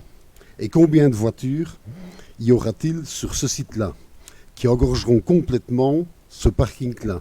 Il n'y aura donc pas de possibilité d'avoir encore des voitures autres que des voitures de riverains qui pourront s'y garer. C'est une première chose. Deux, le parking Mesdac, il est pratiquement totalement réduit, Intermarché maintenant, mais qui était Mesdac au début, et avec une convention, je ne sais pas si on l'a retrouvée, que Mesdac mettait, puisque c'était avec Mesdac, que Mesdac mettait au conditionnel maintenant. Donc ce parking mis à disposition du public, il a encore fait l'objet d'un point d'interrogation, et deux, il est très petit. Il est très petit et il est réservé quand même en priorité aux clients qui font leurs courses chez Intermarché. Alors la privatisation, la mise à disposition publique des parkings privés, j'ai l'impression d'entendre un discours de l'Union soviétique. Merci. Laurence? Oui, en fait, j'ai l'impression que le bourgmestre a un peu esquivé mon souhait quant à la politique sur le stationnement. Le bourgmestre n'a rien répondu, ce qui n'a rien à dire. Et alors le 21 janvier, est-ce que le 21 janvier... Je suis désolé, mais je bossais. Donc, oui, ça va. Je n'ai pas eu le temps de répondre. À mon avis, ça va revenir souvent, ça. Le 21 janvier, je ne sais pas si la date est adéquate, puisque c'est déjà la date qui est prévue pour l'avant-projet, la présentation de l'avant-projet du PCM. Pas du PCM, pardon, du... Non. Allez, faut vite qu'on te souffle, parce qu'on ne sait pas, là. Non, c'est le 22. Du PCR, voilà. Avec toutes ces abréviations. C'est le 21 aussi? Ouais. Ou c'est le 22? Non, 22, c'est parc naturel. Mettez-vous d'accord, mais... Merci public. C'est Il y a bien, tout le monde qui souffle. Hein, donc, c'est bien le 21. c'est un appel à l'aide. Non, non, on bosse trop, nous aussi. Il était temps. Bon, alors, oui, mais je n'esquive pas les réponses. Nous allons au point 3 lancer une enquête publique. Donc le collège se positionnera après les résultats de l'enquête publique. Le collège ne va jamais de se positionner avant une enquête publique. Je vois pas trop l'intérêt de faire une enquête publique, de se positionner avant. C'est vraiment dire aux gens, écoutez, on vous demande votre avis, mais de toute façon, on a déjà pris avant. C'est pas du tout la vision de ce collège-ci. On veut de la participation citoyenne, on veut de la démocratie participative, mais en tout cas, on ne veut pas prendre les gens pour des idiots. Et donc, si on leur demande leur avis, c'est pour en tenir compte. Et donc, on fait une enquête publique. Elle va durer 45 jours. Elle débutera le 6 janvier. Et en fonction des résultats de l'enquête publique, le collège se positionnera, mais ne se positionnera en aucun cas avant l'enquête publique. Le bourgmestre, comme ça, n'a pas esquivé la question. Je vous remercie, François. Il restait juste peut-être la question des documents qui sont mis à l'enquête publique. Est-ce que ça concerne l'ensemble des documents, y compris le diagnostic, le document stratégique, ou est-ce que c'est juste le plan d'action? Voilà. On peut tout mettre. On peut tout mettre, mais en insistant quand même, en tout cas dans l'ordre des documents à télécharger ou à voir sur le plan d'action. C'est quand même ça qui va intéresser in fine les Synassiens et peut-être pas tout le cheminement. On ne va pas décourager les gens à lire dizaines de pages, alors que les pages les plus importantes seraient à la fin. Donc il va falloir en tout cas prioriser la mise à disposition des documents, mais on peut tout mettre, rien à cacher. C'est un travail très professionnel qui a été fait, qui s'appuie sur des chiffres. Oui, je ne demande pas spécialement à ce que tous les documents soient mis à l'enquête publique, hein. Je demandais juste de clarifier justement ce sur quoi il était le plus intéressant que les citoyens donnent leur avis. Parce que j'ai l'impression que sur le diagnostic, évidemment c'est intéressant d'en prendre connaissance pour avoir les chiffres, pour voir les analyses qui ont été faites, mais on ne va pas demander une modification du diagnostic. Donc je pense qu'il faut peut-être aiguiller un minimum les citoyens qui veulent se saisir du dossier, probablement sur le plan d'action. C'est ça qui me semble. Après que les autres documents soient disponibles évidemment, mais qui concentrent leurs avis sur le plan d'action. Alors je ne sais pas comment il faut le présenter, mais ça me paraît important. On est d'accord. Un grand merci, Monsieur Lenz. Merci à tous pour les échanges, les idées. Bon boulot et il n'y a plus qu'à. Merci beaucoup également. Vous pouvez rester bien entendu avec nous. Hein.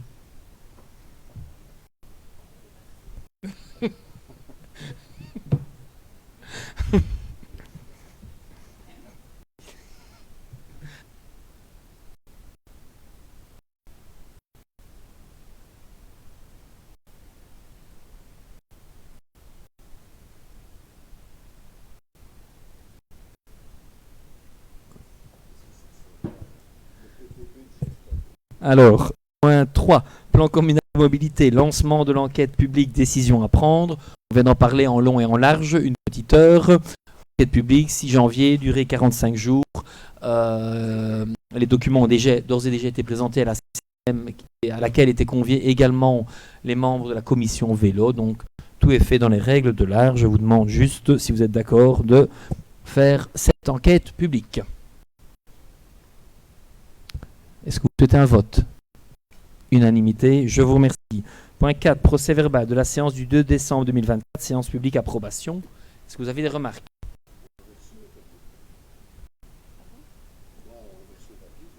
Non, c'est sur le téléchargé. C'est sur le portail.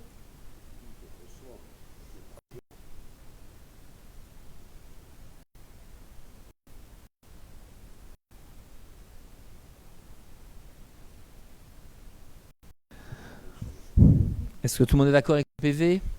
Unanimité, je vous remercie. Question orale. Est-ce qu'il y a des questions orales? Anne? Non, Anne? Juste avec le micro. J'ai juste une question sur les pages politiques dans les meuleries. Parfait. Il n'y a pas d'autres questions? Je vous remercie. Point 6. Réunion conjointe, Conseil communal et Conseil de l'action sociale. Rapport concernant les synergies existantes et à développer, ainsi que les économies d'échelle, suppression des doubles emplois ou chevauchement d'activités du CPS et de la commune, adoption. Et donc là, c'est un point qui s'adresse uniquement aux personnes qui sont réélues. Donc c'est les personnes qui étaient déjà là lorsqu'on est venu présenter ce point concernant les synergies lors de la réunion conjointe. Est-ce qu'il y a des remarques sur ce rapport? Alors, je remercie Nathalie Constant et Alice Tagnon pour leur présentation. Point 7, 12e provisoire approbation, Guy Échevin des Finances. Oui, monsieur le Bourgmestre, bien comme vous le savez, et comme vous l'avez constaté, nous ne voterons pas le budget 2025 avant le 31 décembre, qui est une obligation légale, mais on peut excuser le collège, je suppose, et la majorité compte tenu de ce que les élections viennent de se dérouler. Et donc, faute de budget, on vous propose d'approuver les 12e provisoires qui vont permettre de payer les dépenses indispensables, et notamment les traitements du personnel. Merci Guy. Est-ce qu'il y a des questions? François? Les 12e provisoires, c'est effectivement une pratique courante, hein, donc il n'y a pas de souci. C'est tout à fait compréhensible qu'un budget ne soit pas finalisé aussi rapidement après les élections, vu la composition de la nouvelle équipe. La question que je me pose, c'est est-ce que vous êtes fixé un délai pour qu'on ne revote pas les 12e provisoires à chaque conseil suivant? Est-ce qu'on peut attendre un budget 2025 complet dès le mois de janvier ou février? Je ne sais pas ce qui est prévu, mais ça m'intéresserait de le savoir. Merci. Donc je vais passer la parole à Guy, bien entendu. Là, on vous propose de les voter pour 3 mois. Les 12e provisoires, janvier, février, mars. Donc ça nous laisse une attitude et ça te donne une idée, mais Guy peut être plus précis que moi. Oui, mais monsieur le Bourgmestre, je crois que compte tenu du fait qu'il y a un délai de 3 mois, ça veut dire que l'espoir du collège est de présenter un collège avant le terme de ces 3 mois et donc au conseil communal du mois de mars, normalement. L'espoir fait vivre. Est-ce que vous souhaitez un vote? Unanimité, je vous remercie. Point 8, délégation au collège communal pour la compétence de nommer, recruter sous contrat et mettre fin au contrat de travail du personnel communal non enseignant. Approbation, Frédéric. Merci monsieur le Président. Donc, je vais vous rapporter une série de délégations habituelles au collège communal. La première concerne la compétence effectivement en matière de gestion du personnel, donc de nommer, recruter sous contrat ou mettre fin au contrat du personnel communal non enseignant. Donc vous avez tout le détail de cette délégation et de la délégation spéciale qui l'accompagne et elle vous est demandée pour l'ensemble de cette mandature 2024-2030. Merci Frédéric. Est-ce qu'il y a des questions? Laurence? Merci Monsieur le Bourgmestre. Juste une petite question en ce qui concerne le terme nommé. Est-ce qu'on pourrait avoir une petite idée de la politique du collège, la future politique du collège en ce qui concerne les nominations? Alors, de toute façon, si vous avez bien lu, on dit nommer les agents dont le Code de la démocratie locale et de la décentralisation ne règle pas la nomination. Donc justement, on n'entend pas ici avoir une délégation pour les nominations habituelles. Et puis vous conviendrez que pour le reste, nous devons en discuter dans le cadre de l'élaboration du budget. Merci. Est-ce que vous souhaitez un vote? Unanimité, je vous remercie. Point 9, opération immobilière, délégation collège communal, approbation, Frédéric. Merci Monsieur le Président. Tout d'abord, une petite information, ça pourrait presque être un quiz, puisque nous avons l'obligation dans la DLB, vous aviez 3 petits points d'indiquer au jour où cette délégation est donnée, le nombre d'habitants. Et donc je vous informe que nous sommes 17 256 Inassiens ce soir, et que donc nous rentrons dans la catégorie qui nous permet d'avoir une délégation pour toutes les opérations immobilières inférieures à 60 000 €. C'est donc ce qui vous est demandé aujourd'hui. Merci Frédéric. Est-ce qu'il y a des questions? Anne?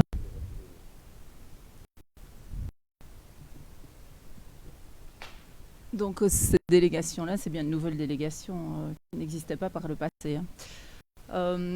Si on revient un petit peu en arrière, au cours de la législature qui vient de s'écouler, s'il y a bien un échevin qu'on a entendu énormément, c'était l'échevin du patrimoine, parce que là, il y a eu énormément d'opérations au niveau du patrimoine sous la précédente législature. Alors, des opérations importantes, puis il y avait toute une série de petites opérations de vente ou d'achat.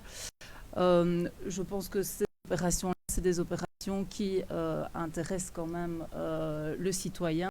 On parle de biens publics, on a pas mal de demandes souvent pour racheter, vous le savez, que ce soit des fonds de jardin ou des... Voilà. Et à partir du moment où on fait ça au collège communal et où c'est le collège communal qui prend la décision seul, qu'on n'est pas en séance publique, par rapport à la transparence, par rapport au prix qui est fixé, voilà, moi je trouve que c'est pas comme ça qu'on va rapprocher le citoyen des pouvoirs publics. On va avoir une espèce d'opacité à ce niveau-là. Donc ça, franchement, je trouve ça gênant que ces opérations-là ne soient plus approuvées au conseil communal ou discutées, qu'elles ne puissent même plus être discutées publiquement. Alors, il y a les ventes, mais il y a aussi toutes les remises en location, donc les droits de pêche, les droits de chasse. La délibé précise aussi le louage. Donc, on sait que la ville de Ciney a des étangs, par exemple, à des terrains de chasse. Donc, ça veut dire que le jour où les baux ou les conventions arrivent à terme, c'est le collège qui, qui à huis clos, va décider des procédures et d'attribuer. Là aussi, je trouve ça extrêmement gênant. Je trouve que ce sont des biens publics et donc il est normal que ça se discute en séance publique. Alors, ma troisième remarque, elle concerne les terrains agricoles. Parce que si je lis bien les opérations immobilières qui sont concernées, on parle aussi de louage. Donc le louage, c'est remettre des biens en location, Et je me demande vraiment comment est-ce que vous allez faire à ce niveau-là. Parce que, premièrement, on sait que la location des terrains agricoles, c'est un sujet très sensible. Alors, déjà, de 1, donc c'est un sujet très sensible, on l'a vu sous la précédente législature. Et puis, quand on remet un bien en location, on ne sait pas, et on est bien placé pour le savoir, on ne sait pas au final qui va pouvoir bénéficier d'un bail de location. Et quand on met un bien donc, en location, quand on l'annonce, la durée du bail, elle va varier en fonction de la personne qui va pouvoir en bénéficier. Donc, si celui qui a les 10 ou les 15 hectares de terrain agricole a 20 ans, ou s'il a 45 ans, la durée ne va pas être la même. Donc, s'il a 45 ans, ce sera probablement un bail de carrière. Et s'il a un bail de carrière, oui, à 20 ans aussi, mais le montant ne sera pas du tout le même. Donc, on peut arriver, moi j'ai fait des calculs, si on loue 15 hectares, un lot de 15 hectares, on est au-dessus du seuil des 60 000 si on est au-delà, par exemple, de 27 ans. Donc, comment est-ce que vous allez régler ce problème-là? Voilà, merci. Merci beaucoup, Frédéric. Merci, Madame la conseillère. Vous me demandez ce qu'on va faire avec les terrains agricoles. Je vais déjà vous répondre, sans doute pas ce qu'on a fait avant. Je pense qu'on veut s'y attacher, mais peut-être pas avec la même méthodologie pour essayer de ne pas arriver aux mêmes écueils que ceux qu'on a connus la dernière fois. Par rapport au point technique de la durée, vous remarquerez à l'article 2 qu'effectivement ça pose un problème si on avait une durée qui pouvait aller peut-être à 30 ans, 40 ans, effectivement, avec une certaine possibilité de dépasser le montant. Et donc c'est pour ça qu'il est bien prévu dans la délégation qu'elle ne peut concerner des opérations dont la durée est supérieure à 10 ans. C'est l'article 2 de la délégation qui vous est soumis. Donc, à partir de là, le collège ne prendra évidemment pas de risque, mais il est limité puisqu'il existe déjà cette barrière supérieure de 10 ans. Alors, pour le reste, je vous rappelle qu'on parle d'opérations immobilières inférieures à 60 000 €. Donc, quand même, dans l'aliénation de certains biens, vous prenez en exemple l'aliénation de certains, par exemple, terrains communaux d'importance, on est évidemment tout de suite au-dessus de cette balise de 60 000 €, et certainement compte tenu de la valeur du foncier actuellement. Donc, cette délégation au collège, elle servira principalement à régler, comme on l'a souvent entendu, parfois des problèmes d'emprise de quelques mètres carrés, des ventes de fonds de jardin, ou ce genre d'opérations, mais ne l'auront pas le public. Elle ne servira pas à occulter des opérations que nous souhaiterons sans doute mener, ne fût-ce que pour des questions budgétaires, parfois terrain d'opportunité par rapport auquel il faudra prendre des décisions, et celles-là, bien entendu, passeront devant le conseil communal simplement par cette limite de 60 000 €. Merci Frédéric. Madame la députée. Alors, je suis conseillère ici à titre de conseillère communale, hein, je le rappelle. Donc voilà, j'ai bien entendu votre réponse par rapport au terrain agricole aussi. Vous ne ferez pas ce qui a été fait sous la précédente législature, vous ne ferez sans doute rien. Comme par le passé, rien n'avait été fait. C'est pour ça qu'on a mis quand même 3 ans à remettre de l'ordre dans toute cette situation où on ne s'y retrouvait pas. On ne ferait pas la même chose parce que depuis, le cahier des charges de la région wallonne a été modifié, largement modifié. Et voilà, on a essuyé les plâtres d'un cahier des charges de la région wallonne, mais il a été modifié depuis. Et voilà, moi je continuerai à regretter voilà, l'opacité quand on va remettre voilà, des terrains de chasse en location, des terrains, voilà, des étangs, des choses comme ça. Et quand il y aura, on a eu le cas sous la précédente législature, voilà, un petit terrain dans un quartier qui intéresse plusieurs personnes, je trouve que ce soit discuté en public pour la publicité des débats, je trouve ça, et par rapport aussi à la fixation du prix. Voilà. Merci beaucoup. François. Oui, très courte intervention juste pour justifier notre vote négatif par rapport à ce point comme les suivants. Effectivement, on comprend que le collège doit fonctionner de manière fluide et efficace dans toute une série de... Ici, toutes les nouvelles délégations qui sont proposées et qui n'existaient pas lors de la législature précédente n'ont pas empêché le collège de fonctionner. Et donc, je ne vois pas pourquoi ceci arrive maintenant et justifie finalement que le collège s'octroie des droits supplémentaires, même si c'est tout à fait prévu et c'est tout à fait légal, hein, je ne nie pas le fait, mais chaque fois qu'il y a une délégation au collège, ça diminue le rôle et le pouvoir du conseil communal d'exercer son rôle de contrôle sur ce que le collège réalise. Et donc on perd finalement un peu de lien avec le citoyen, ça c'est clair. Et c'est aussi moins d'accès à l'information, puisque une fois qu'un point est inscrit à l'ordre du jour d'un conseil communal, il est tout de suite beaucoup plus visible et plus public que s'il est simplement inscrit à l'ordre du jour du collège. Et donc, pour ces raisons-là, nous voterons contre la proposition de délégation pour les opérations immobilières. Merci François. Jean-Marie. Oui, ben François, tu dois comprendre qu'à partir du moment où il y a une possibilité pour un collège d'agir de cette manière, n'importe quel collège le ferait, il faut quand même rester les pieds sur terre. Mais, vieux briscard qui vous parle, en voyant tout cela et en voyant les évolutions qui se passent à tous les niveaux de pouvoir, que ce soit le conseil provincial par rapport au collège provincial, le conseil communal par rapport au collège communal, le conseil de police par rapport au collège de police, ben, je crois qu'il faudra supprimer bientôt certaines institutions, conseil communal, conseil provincial, conseil de police, puisque ça devient une chambre d'entérinement et de ratification de certains dossiers qui seront de moins en moins nombreux, puisque ce système de délégation, je ne remets pas, puisque c'est possible et c'est normal que la majorité se l'octroie, seront de moins en moins nombreux, puisque le collège aura réglé la plupart des problèmes. Donc voilà, moi vous savez, je suis en fin de carrière, je suis triste de voir que cela a évolué dans ce sens-là et que des personnes élues démocratiquement n'auront strictement plus rien à dire dans l'avenir. Voilà, merci. Merci. À votre égard. Non, je ne le prends pas comme ça du tout, pas de souci. Merci à tous pour votre avis. Donc je propose alors de passer au vote. Qui est pour? Qui est contre? Qui s'abstient? 16 oui et 7 non. Merci à tous. Point 10, opération mobilière, biens meubles corporels, délégation collège communal, approbation. Frédéric. Merci, exactement le même point, si ce n'est qu'on n'est pas en matière de biens immeubles, mais en matière de biens meubles corporels. Donc est-ce que vous souhaitez intervenir ou on passe directement au vote? On passe directement au vote. Qui est pour? Laurence, tu l'as à moitié, qu'est-ce que tu fais? Il faut se décider, hein? Tu l'as levé puis tu l'as vite abaissé.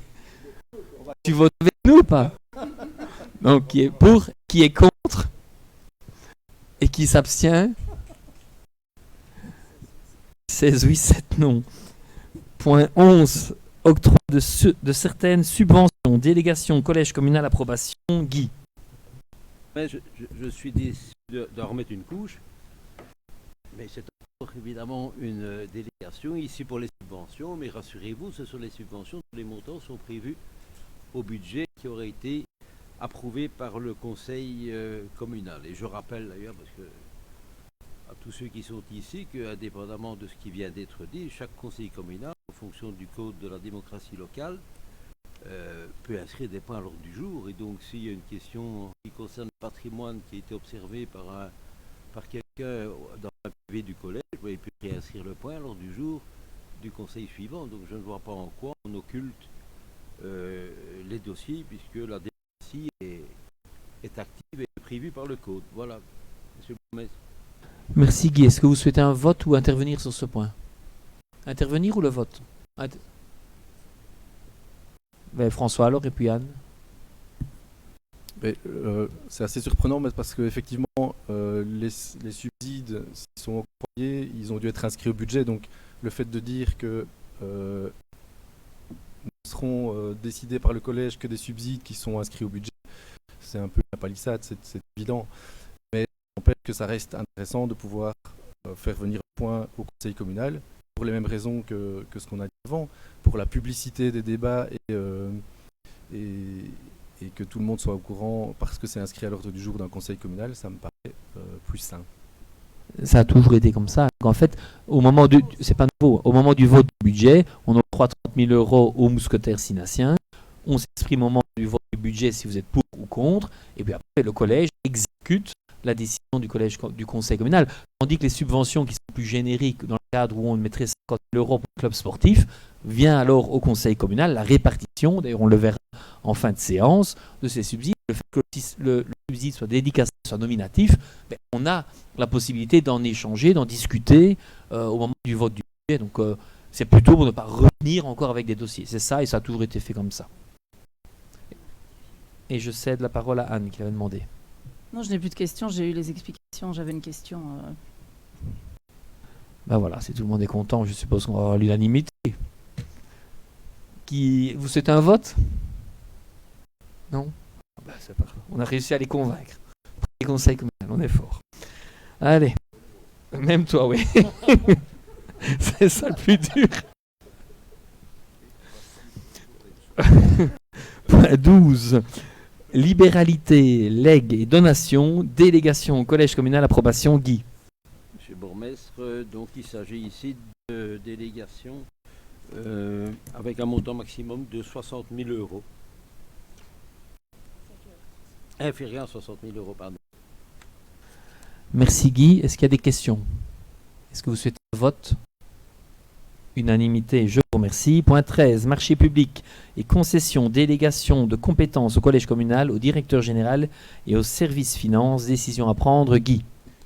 Oui, monsieur le bourgmestre, évidemment, c'est peut-être un peu plus complexe, mais vous avez enfin l'explication de tout ce qui a été dit ici, parce que vous voyez au deuxième alinéa, pourquoi ces délégations? C'est pour éviter ainsi de surcharger le conseil en lui permettant de déléguer des tâches de gestion pour se concentrer sur des dossiers plus importants stratégiquement. Voilà, là, vous trouvez la réponse à ce que vous demandiez tout à l'heure. Et donc les différentes délégations, il y a les délégations pour les marchés publics, avec aussi un plafond de 60 € sur les marchés assez classiques. Il y a les marchés publics conjoints. Il y a les marchés publics avec une centrale d'achat. On en a passé quelques-uns durant la dernière législature. Et enfin, un dernier point qui concerne les délégations au collège pour le principe de passation d'une concession de services ou de travaux. Et il y a bientôt un dossier qui va d'ailleurs arriver à cet égard. Merci Guy. Est-ce qu'il y a des questions? J'ai juste une question. Alors je vais vous céder la parole. Est-ce qu'il y a une question? Est-ce qu'il y a d'autres questions? François, Anne, on t'écoute. J'ai juste une question par rapport à ce que Guy vient de dire pour les concessions de services. Donc c'est le collège qui prend la décision, mais c'est le conseil qui attribue? Non. Non plus. Ok, c'est ce parce que c'est ce que tu m'avais dit il y a pas longtemps à propos d'un dossier. Donc je me demandais où était l'erreur. Ok. Mais Guy est aussi un vieux briscard et donc il brouille les pistes avant le conseil communal. Merci Guy. François. Oui, mais la proposition qui nous est proposée aujourd'hui rejoint finalement la situation existante en fin de législature précédente, mais pas en début de législature, puisque la limite précédente, en tout cas en début de législature, était à 30 000 € et avait été augmentée à 60 000 € en cours de route. À ce moment-là, je pense qu'on s'était au minimum abstenu, simplement parce qu'on a demandé à plusieurs reprises que les marchés ne passaient plus au conseil communal et pour lesquels on avait finalement moins de facilité d'accès et de regard, qu'il y ait un rapport annuel qui soit réalisé, qui soit simplement diffusé aux membres du conseil, de manière à ce qu'on puisse prendre connaissance de tous les marchés qui étaient octroyés uniquement par le collège. Et d'autre part, ça permettait aussi de vérifier, en tout cas d'inciter le collège à inclure, comme on l'avait déjà demandé, des clauses sociales et environnementales dans la plupart des marchés, puisque en tant qu'autorité publique, la commune de Ciney a des leviers pour montrer l'exemple et passer des marchés qui soient sains d'un point de vue environnemental et social. Et malheureusement, dans la dernière législature, on est resté un peu sur notre faim par rapport à l'intégration de ces clauses sociales et environnementales. Et donc, on souhaiterait réitérer cette demande qu'un rapport annuel au minimum soit fait des marchés qui sont passés uniquement par le collège pour en informer le conseil et de poursuivre la démarche qui avait été entamée timidement d'inclure des clauses sociales et environnementales dans l'ensemble des marchés publics.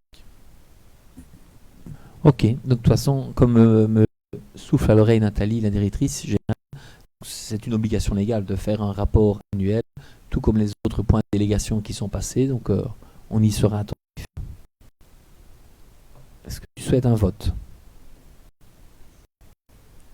Ah. Est-ce que vous souhaitez un vote? Regardez. Non, unanimité, je vous remercie.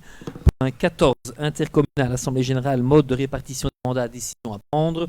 Là, au niveau du collège communal, on souhaite vous demander d'approuver l'application de la répartition proportionnelle, c'est-à-dire la clé d'Hondt, en prenant en considération le clivage majorité-opposition, de laquelle, pour chacune des assemblées générales des intercommunales dont la commune fait partie. Vous souhaitez intervenir? Est-ce que vous souhaitez un vote? Unanimité, je vous remercie. Maintenant, je vais essayer de ne pas me tromper. Donc, si je me trompe dans les noms, soyez vigilants, parce qu'on va essayer d'aller assez rapidement. Donc, point 15. Bureau économique de la province de Namur, Assemblée générale représentant désignation, décision à prendre. Nous avons là les candidatures de Frédéric Bottin, Frédéric Rollin, Séverine Goder, Guy Milcan et Anne Pearson. Tout le monde est d'accord? Point 16. BEP expansion économique, Assemblée générale représentant désignation, décision à prendre. Nous avons là les candidatures de Jean-Marie Scheffer, Benoît Davin, Géraldine Furnémont, Christophe Siepers et Olivier Didion. Point 17.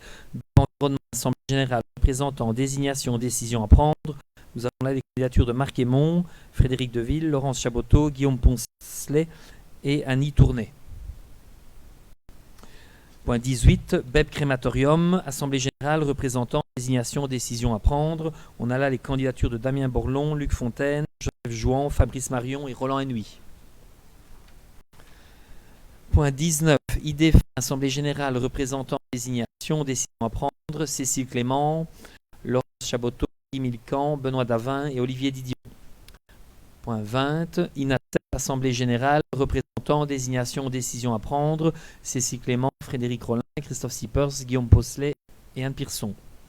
Point 21, INACEP, comité de contrôle du service d'études représentant désignation, décision à prendre.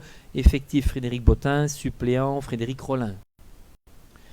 Point 22, AIEC, Assemblée générale représentant désignation, décision à prendre.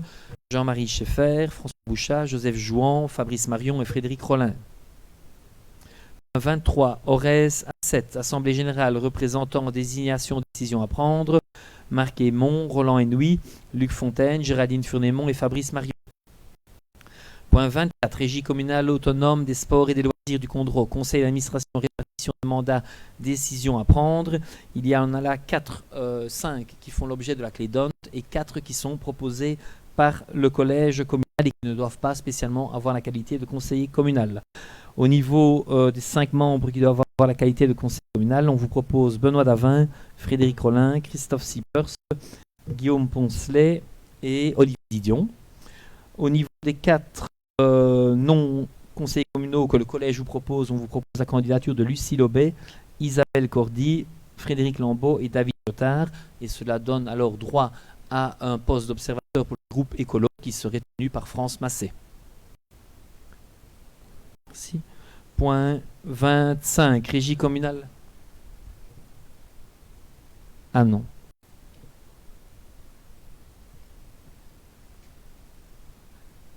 C'était juste une remarque par rapport donc, à la composition du conseil d'administration de la régie des sports.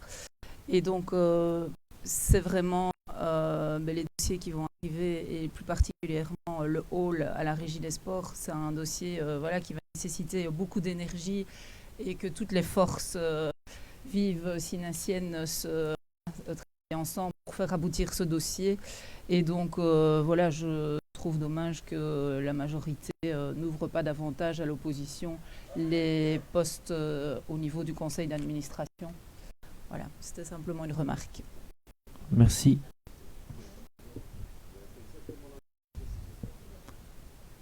Est-ce que vous souhaitez un vote? Vous souhaitez un vote, Anne? Ok. François? Ok. Point 25. Régie communale autonome des sports et des loisirs du collège des commissaires, répartition des mandats, décision à prendre. Et nous avons les candidatures de Luc Fontaine et de Romain Henouy. Point 26. ASBL ACIDAC, Assemblée Générale, représentant, désignation, décision à prendre. C'est un peu plus compliqué, parce qu'il y en a beaucoup. Donc on a les candidatures de Martine van der Berk, Sophie Absil, Françoise Léonard, Tatiana Lefterova. C'est ça, hein? Ah, ok. Alors j'ai aussi Jean-Paul Gaspard, Grégoire Jacques, Vanessa Roquet, Perrine Roquet, Nathalie Bourgeois, Isabelle Cordy, Françoise Collignon, Denise Gélis, Sabine Romney, Anne Fourneau, Ingrid Marchal et Charlène Demars, Alain Collet, Géraldine Fontinoy, Paulette Pearson et Catherine Willems. Est-ce que j'étais complet? Oui. Je suis peut-être trompé. Non, c'est moi qui ai une question, c'est peut-être qui est mal compris. Après, cette fois, on désigne les membres de l'AG, la prochaine, les membres du CA, mais ce n'est pas les mêmes. Non, d'accord, ok, c'était pas certain. Merci. Est-ce que ça va pour tout le monde? Merci. Oui, il y aura un homme et 14 dames. Oui, c'est un scandale. Et le tiers de chaque sexe, là, il n'y a pas. Alors. Elle dirait c'est pas normal que la parité ne soit pas respectée. Point 27. ASBL marché couvert de ciné, Assemblée Générale représentant, désignation, décision à prendre. Là, c'est très simple, c'est l'ensemble des conseillers communaux. Je suppose que vous êtes d'accord. 28. ASBL, Office du tourisme de ciné, Assemblée Générale représentant, désignation, décision à prendre. Idem, c'est le conseil communal.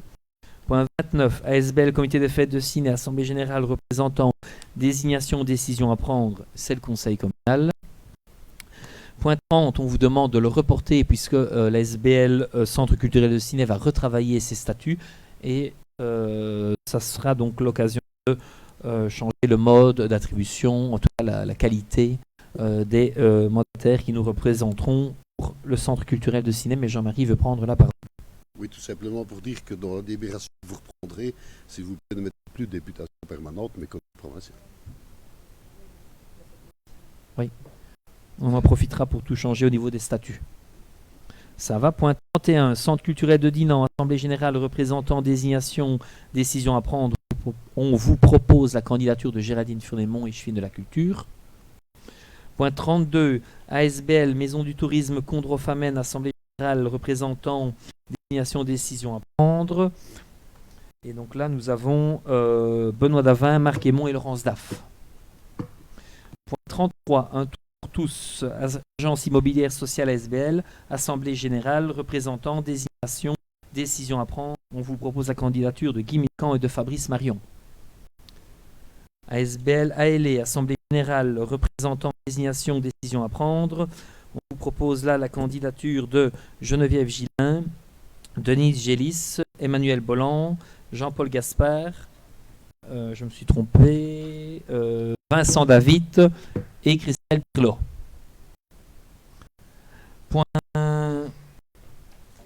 35, excusez-moi monsieur. Point 35, ASBL contre Rivero-Meuse, Assemblée Générale, représentant, désignation, décision à prendre, membre effectif Benoît Davin et chef d'environnement, et suppléant Colin Pirlot, agent communal en charge de l'environnement.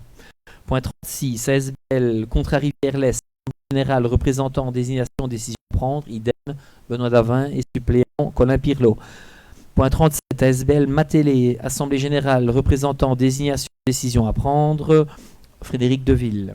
Point 38, ASBL Union des villes et communes de Wallonie, Assemblée Générale, représentant, désignation, décision à prendre, Frédéric Deville en tant que membre effectif et Frédéric Autin en tant que membre suppléant. Point 39, ASBL Conseil de l'enseignement des communes et des provinces, Assemblée Générale, représentant, désignation, décision à prendre, Géraldine Furnémont comme membre effective et Luc Fontaine comme membre suppléant. Point 40, SA Holding communal, Assemblée Générale, représentant, désignation, décision à prendre, il est impatient, Guy Milcan. Il n'ira pas parce qu'il n'y a rien à faire, c'est en liquidation. Mais voilà, ouais. 41, SWD, Assemblée Générale, représentant, désignation, décision à prendre, Frédéric Rollin comme membre effectif et Joseph Jouan comme membre suppléant. Point 42, Société régionale wallonne du transport SRWT, Assemblée Générale, représentant, désignation, décision à prendre, Guy Milcan et chemin de la mobilité et Benoît Davin comme suppléant. Point 43, Commission communale consultative d'aménagement du territoire et de mobilité CCATM, renouvellement complet, décision à prendre. On vous demande là, au niveau du conseil communal, de procéder au renouvellement de la CCATM et de mandater le collège pour procéder à un appel public aux candidats dans le mois qui suit cette décision. Est-ce que vous êtes d'accord? Je vous remercie. Point 44, Copaloc, commission paritaire locale pour l'enseignement communal, représentant, désignation, décision à prendre. Là, nous avons Géraldine Furnémont, Luc Fontaine, Marie Aymon. Il y aurait un engagé, mais ça, je n'ai pas sur ma liste. Laurence. Laurence Daff. Merci. Et j'en ai déjà fini. Point 45, école communale Les Forges, métier, constructeur, monteur, constructrice, monteuse, en bâtiment, structure bois, en forme 4, métier, chef de cuisine de collectivité, en forme 4, secteur horticulture et métier, ouvrier, ouvrière qualifiée, en horticulture, en forme 4, secteur horticulture et métier, maintenance du matériel, en forme 4, admission, subvention, décision à prendre, Géraldine Eschwin de l'enseignement. Merci beaucoup. Donc oui, pour une demande de subvention auprès de la Fédération de Bruxelles pour 4 nouvelles options de forme 4 à l'école des Forges de Ciné. Donc chaque option nouvelle, donc en forme 4, a d'office une forme 3 déjà sur l'implantation. Donc ça veut dire que chaque élève qui est en forme 3 cette année peut passer directement en forme 4 et avoir un plus pour son avenir. Par exemple, constructeur, monteur en bâtiment, structure de bois. Il existe déjà l'option monteur-placeur d'éléments menuisés et menuisés intérieurs et extérieurs. Cette option en plus une alternance avec l'entreprise Chimsco. Chef de cuisine en collectivité existe déjà en forme 3 sous le terme hôtellerie-alimentation. Et pour l'horticulture, ouvrier qualifié maintenant du matériel, il y a déjà un secteur juste horticulture en module 3, on va dire. Donc nous vous demandons donc d'approuver cette demande de subvention auprès de la Fédération de Bruxelles afin que tous ces élèves aient un certificat reconnu en sortant de la formule 4 dans ces différentes options et c'est donc un plus pour eux dans le futur travail. Je vous remercie. Merci Géraldine. Est-ce qu'il y a des questions? Est-ce que vous avez un vote? Limité, je vous remercie. Point 46, fabrique d'église Konju Koneu, budget exercice 2025, approbation. Il fallait bien commencer par celle-là. Guy. Monsieur Bourmasson nous demande d'approuver le budget de la fabrique d'église de Konju avec des recettes de 31 186 € et des dépenses du même montant. Merci Guy. Est-ce qu'il y a des questions? Jean-Marie? Ben, oui, monsieur le bourgmestre, ce serait comme ça pendant toute la législature, je vous préviens déjà.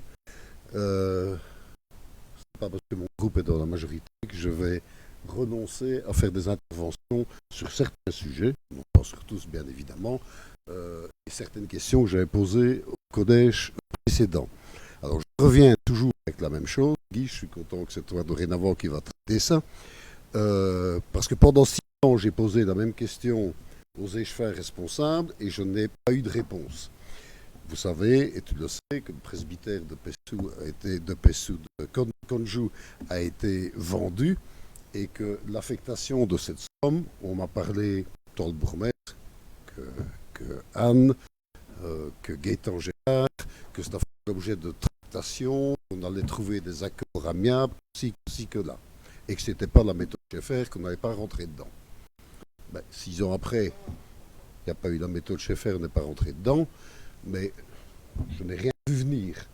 Alors, il est quand même anormal qu'une collectivité, en l'occurrence la ville de Sydney, continue à financer des dépenses de culte quand la fabrique d'église en question dispose de ressources importantes. Il faudrait, me semble-t-il, que d'abord les travaux que l'on doit faire à l'église soient financés par ce pactole qui existait en tout cas. Alors, on a parlé de la réfection des grottes de Konjou. Une étude qui a été faite. On a dit que ça coûtera trop cher. On va refaire que la grotte principale. Et puis tout ça aussi est tombé un peu à l'eau. On a parlé de l'achat d'un appartement, je ne sais pas si ça a été fait, pour le curé, sur base des fonds qui se trouvaient là, résultant de la vente du presbytère. Enfin, soit. Il y a quand même un certain brouillard à ce niveau et je souhaite vraiment que pendant cette législature, on trouve enfin une solution et que les choses soient claires et transparentes. Merci. Merci Jean-Marie. Guy? Ça promet. Mais je propose que vous en parliez quand vous allez manger au restaurant tous les deux. Vendredi. Et voilà, ça nous fera gagner 2 minutes. Prépare ton dossier. Voilà. Autour d'une bonne entrecôte, vous parlez de ça et... Voilà. Un grand merci. Est-ce que vous souhaitez un vote sur ce budget de la fabrique d'église? Je suppose que non. Merci. Point 47. Régie communale autonome des sports et des loisirs du gros plan d'entreprise 2025. Approbation. Benoît, échevin des sports. Merci, Monsieur le Président. Donc, avant d'entamer quelques mots sur le plan d'entreprise, je vais d'abord faire des remerciements. Donc, remerciements à Charline et toute son équipe, donc le personnel, et aussi un remerciement à mon voisin Luc et Gaëtan Gérard pour tout le travail accompli pendant les 6 ans, pendant laquelle je suis resté à la Régie des sports en tant que vice-président. Voilà, c'est mon petit bon remerciement. Concernant le plan d'entreprise, j'espère que tout le monde a lu les 23 pages de ce plan. Je me doute bien. Donc, comme vous le savez, Sydney est un pôle sportif très important et Sydney souhaite poursuivre ce pôle-là et l'améliorer. Je vais revenir sur les structures existantes qui sont gérées par la régie, mais plutôt sur le futur. Donc nous avons, comme Anne nous l'a dit tout à l'heure, 2 gros dossiers sur la table actuellement. Le premier, c'est la salle de gym qui sera la transformation du community en face de la police. Donc ce dossier actuellement il est complet et accepté par Sport. Donc nous allons débuter début juillet les appels d'offres. Et on espère pouvoir entamer les travaux, si tout va bien, à la fin du semestre de 2025, donc vers juin 2025. Alors le deuxième dossier important pour la régie des sports et pour le sport synancien, c'est l'extension du hall omnisport, comme tout le monde sait, Anne l'a précisé, un dossier très important. On arrive tout doucement, pas au bout, mais on arrive tout doucement à voir plus clair. Donc le permis d'urbanisme a été introduit il y a quelques semaines, donc on attend le retour par rapport à ça, et on est en train de finaliser avec l'auteur de projet le dossier complet pour l'introduire chez Sport et confirmer donc le subside. Donc ici nous espérons d'avoir un début de travaux pour fin 2025, donc ça veut dire qu'on va aussi en même temps d'attendre le retour d'Infrasport, oui, pardon, merci Luc. On va commencer aussi les appels d'offres Donc on est sur le subside, mais on va commencer les appels d'offres pour gagner du temps. Donc voilà, je fais une petite référence à on est vraiment en sport, une petite référence à notre cycliste professionnel qui est décédé. Hein, donc on est ici avec les deux dossiers là, on est vraiment à l'approche de la flamme rouge. En termes de cyclisme, on serre les cales, on serre les godasses et on se prépare pour le sprint. Voilà. Alors nous avons deux autres dossiers moins conséquents mais aussi importants. Donc le premier c'est la réfection de douche de piscine. Donc il y avait un budget de 50 000 € pour la réfection totale des douches. Et on a eu la confirmation, j'espère qu'elle a tenu, que ces travaux débuteront le 6 janvier. Et alors nous avons aussi l'envie de relancer deux dossiers PISC et ainsi pouvoir donner l'occasion à des villages d'être équipés de trains multisports. Voilà, Monsieur le Président. Merci Benoît. Est-ce qu'il a des questions sur ce plan d'entreprise de la Régie communale autonome des sports et des loisirs du Conseil? Est-ce que vous souhaitez un vote? Unanimité, parfait. Merci Benoît. Point 48, modification budgétaire numéro 3, exercice 2024, approbation par l'autorité de tutelle, prise de connaissance. Guy. Les différentes... Ah non, j'étais déjà au point suivant avec les fiscaux. Oui, c'est la modification budgétaire qui est approuvée avec un résultat, vous vous en souvenez, qui est intéressant et qui a déjà été intégré dans le budget provisoire sur lequel nous travaillons de 2 611 187 €. Merci. Est-ce qu'il y a des questions? Est-ce que vous souhaitez un vote? Unanimité, je vous remercie. Point 49, règlement fiscaux, approbation par l'autorité de tutelle, prise de connaissance. Guy. Des personnes physiques, des centimes additionnels au prix compte immobilier, de la redevance pour la collecte, l'acquisition, le remplacement de conteneurs, la taxe sur l'enlèvement et le traitement des déchets ménagers, la taxe sur le marché tenu à l'intérieur du domaine privé, c'est-à-dire le marché couvert. C'est le seul dossier. Merci Guy. Est-ce qu'il y a des questions? Non. Nos travaux touchent doucement à leur fin. Il y a d'abord un point complémentaire qui a été inscrit par Anne Pearson et qui concerne deux points complémentaires qui concernent commission agricole, subside, répartition, décision à prendre et comité 3x20, subside, répartition, décision à prendre. Je tiens donc vraiment à rassurer François, nous sommes vraiment dans une démocratie participative parce que je pense que c'est la première fois en Wallonie que c'est l'opposition qui va distribuer les subsides. Donc tu remarqueras notre esprit d'ouverture. J'ai passé quelques coups de téléphone à des collègues bourgmestres qui disent non, c'est toujours la majorité qui donne les subsides, mais pour la première fois, c'est l'opposition. Donc c'est vraiment pour te dire qu'on ne veut pas d'opacité ici et nous allons céder la parole à Anne Piron pour distribuer les subsides au niveau de l'opposition. Oui, oui. Tu peux voter contre. Hein. Pas sûr. Dans leur liberté de penser. Hein. Anne. Et je ne sais pas par quoi on doit commencer. Si on commence par les subsides agricoles. Ce que donc la commission agricole s'est réunie le 18 novembre et ce qu'on vous propose, voici la répartition. Association provinciale des éleveurs et détenteurs de bétail 200 €, les éleveurs namurois 100 €, FJA de Ciné 200 €, Association régionale bétail bovin du Condro 200 €, Association régionale d'élevage de la Famenne 200, Mouvement de culture biodynamique de Wallonie 100, ce qui nous fait un total de 1 000 €, ce qui correspond au montant inscrit au budget pour 2024. Est-ce que vous souhaitez un vote? Unanimité, donc on pourra dire que dans cette législature, un point déposé par l'opposition a fait l'unanimité. Je trouve qu'il faudra s'en rappeler.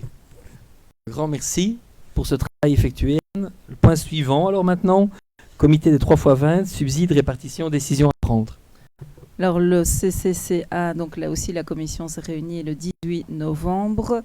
Alors voilà ce qu'elle propose, donc CCCA 900 €, les 3x20 de Bréban 400 €, les 3x20 de Ciné 800, Légnon 500, Pessou 400, Sauvé 400, Amical des 3x20 d'Arsin 400, le quartier du Congo, l'Amical 400, ce qui nous fait un total de 4 200 €. Merci. Anne, est-ce que vous souhaitez un vote? Marc? Micro. Oh, pardon, merci. Petite remarque qui s'adresse à comment c'est-il que ce dossier vienne ici à un collège et n'est pas venu à un conseil et qui n'est pas venu auparavant lorsque vous étiez en activité?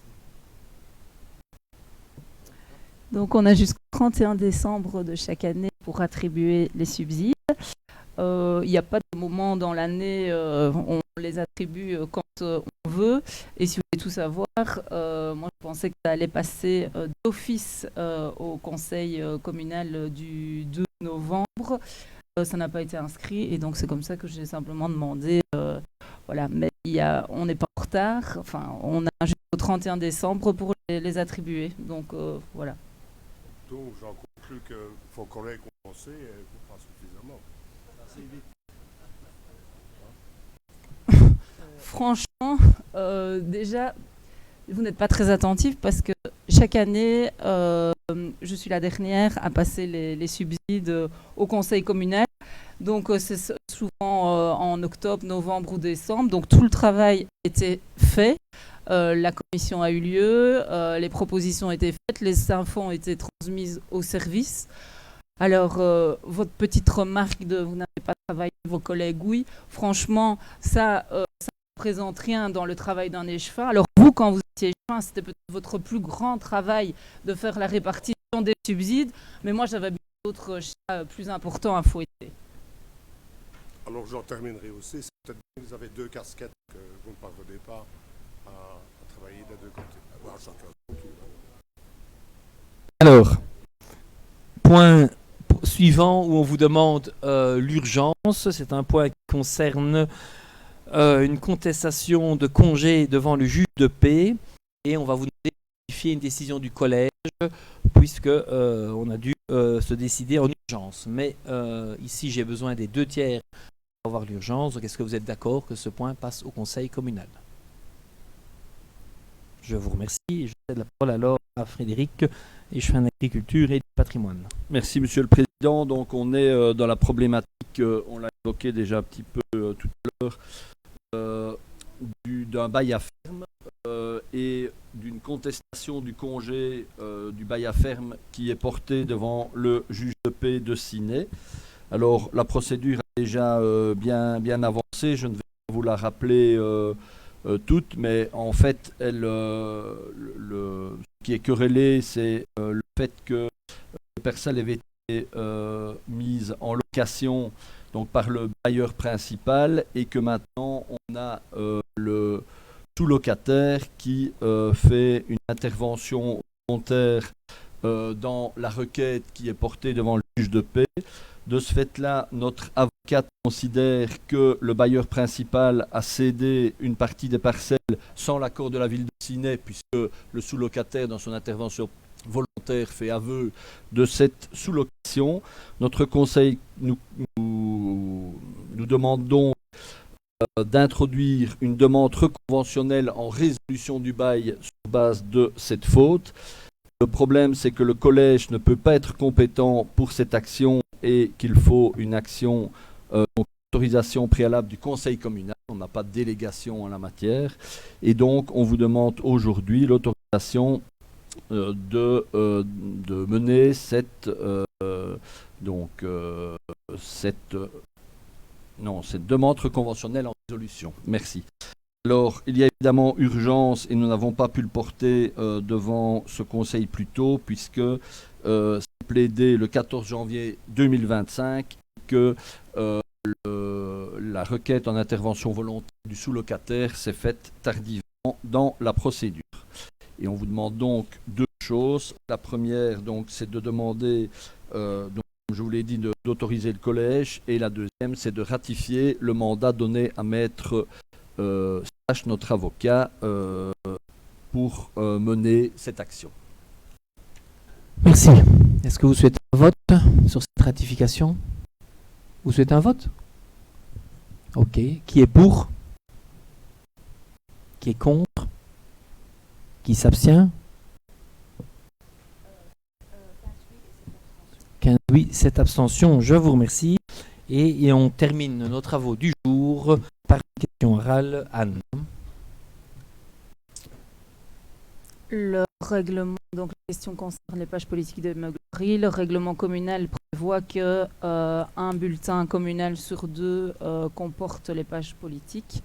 Donc si je compte bien, celui de décembre ne les comptait pas, celui de janvier non plus, puisqu'il est déjà bouclé. Et donc logiquement, celui de mars devrait compter les pages politiques. J'ai interrogé les services. Ils m'ont dit que le bourgmestre souhaitait que ce soit seulement en mars.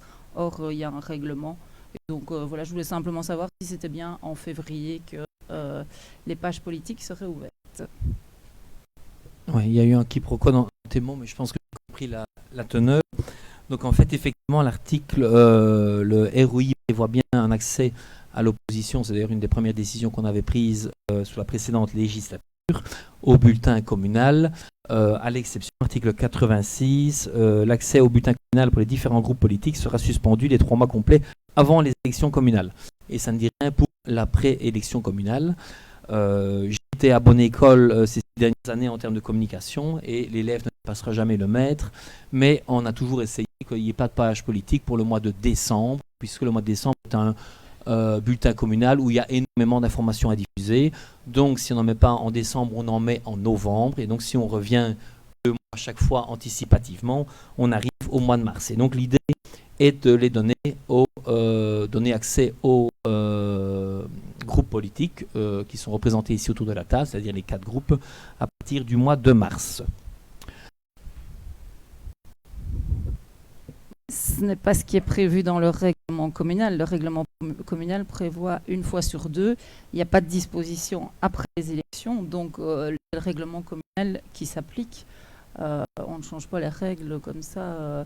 Et alors, si c'est un problème, je ne comprends pas où est le problème. Il y a un règlement communal, pour moi, on l'applique, point à la ligne. Mais le problème, alors, je vais être plus clair, j'ai une réponse gentille, mais je vais être plus clair. Le problème, c'est qu'il fallait alors bosser. Parce que le bulletin communal du mois de novembre, c'était pas moi qui étais échevin de la communication. Et le bulletin communal du mois de décembre, je n'étais toujours pas échevin de la communication. Donc les 2 mois qui ont suivi les élections, effectivement, il n'y a pas eu de bulletin, il n'y a pas eu d'ouverture aux pages de l'opposition. Et jusqu'à preuve du contraire, c'était toi qui avais la communication. Donc je pense que tu as oublié de le faire au mois de novembre et je pense que tu as oublié de le faire au mois de décembre. Et donc nous avons, moi aussi, également oublié de le faire au mois de janvier, ce qui veut dire que ça nous reporte en mars. Donc tu as la responsabilité du mois de novembre et du mois de décembre. Je ne vois pas qui oserait dire le contraire. Et j'aurai la responsabilité du mois de janvier et février. Donc pour une fois, je te propose d'assumer à 50% chacun nos oublis. Je ne comprends pas la remarque. Je pense que le bourgmestre a suffisamment rappelé pendant cette législature qu'il était le chef éditorial des Meugleries et que c'est lui qui décidait. Ça a été suffisamment rappelé avant les élections par rapport justement aux Meugleries. Ça a été rappelé de façon assez dure même. Et donc voilà. Alors les Meugleries qui sont sorties en décembre, moi je n'étais plus échevine de la communication au mois de décembre. Maintenant, à partir de maintenant, je suis désolée, mais il y a un règlement communal. Il faut qu'on applique le règlement communal. Alors il y a personne qui s'est plaint pour le mois de novembre ou personne ne s'est plaint pour le mois de décembre pour 1001 raisons sans doute. Mais maintenant, on applique le règlement le règlement communal, je ne vois pas pourquoi il ne serait pas appliqué à partir du moment où il y a une demande. Alors, il n'y a pas eu de demande, en novembre ou en décembre. Il y a eu un oubli, personne n'y a pensé, les services n'y ont pas pensé, tu n'y as pas pensé, je n'y ai pas pensé. Il y a quand même un règlement et je ne vois pas pourquoi on ne l'appliquerait pas. J'ai déjà répondu à cette question. Je t'invite à porter un recours auprès du ministre que tu connais très bien. Mentionne bien dans le recours que les 2 premiers mois sur 4, c'était toi qui étais l'échevine en responsable de la communication. Il te tapera sur les doigts pour les 2 premiers mois, il me tapera sur les doigts pour les 2 seconds mois. Je vous remercie tous et toutes pour ces débats constructifs. Je vous souhaite de bonnes fêtes de fin d'année. Je remercie le public de nous avoir suivis et je propose de passer au week-end. Merci à tous et à toutes. Bonne fête de fin d'année.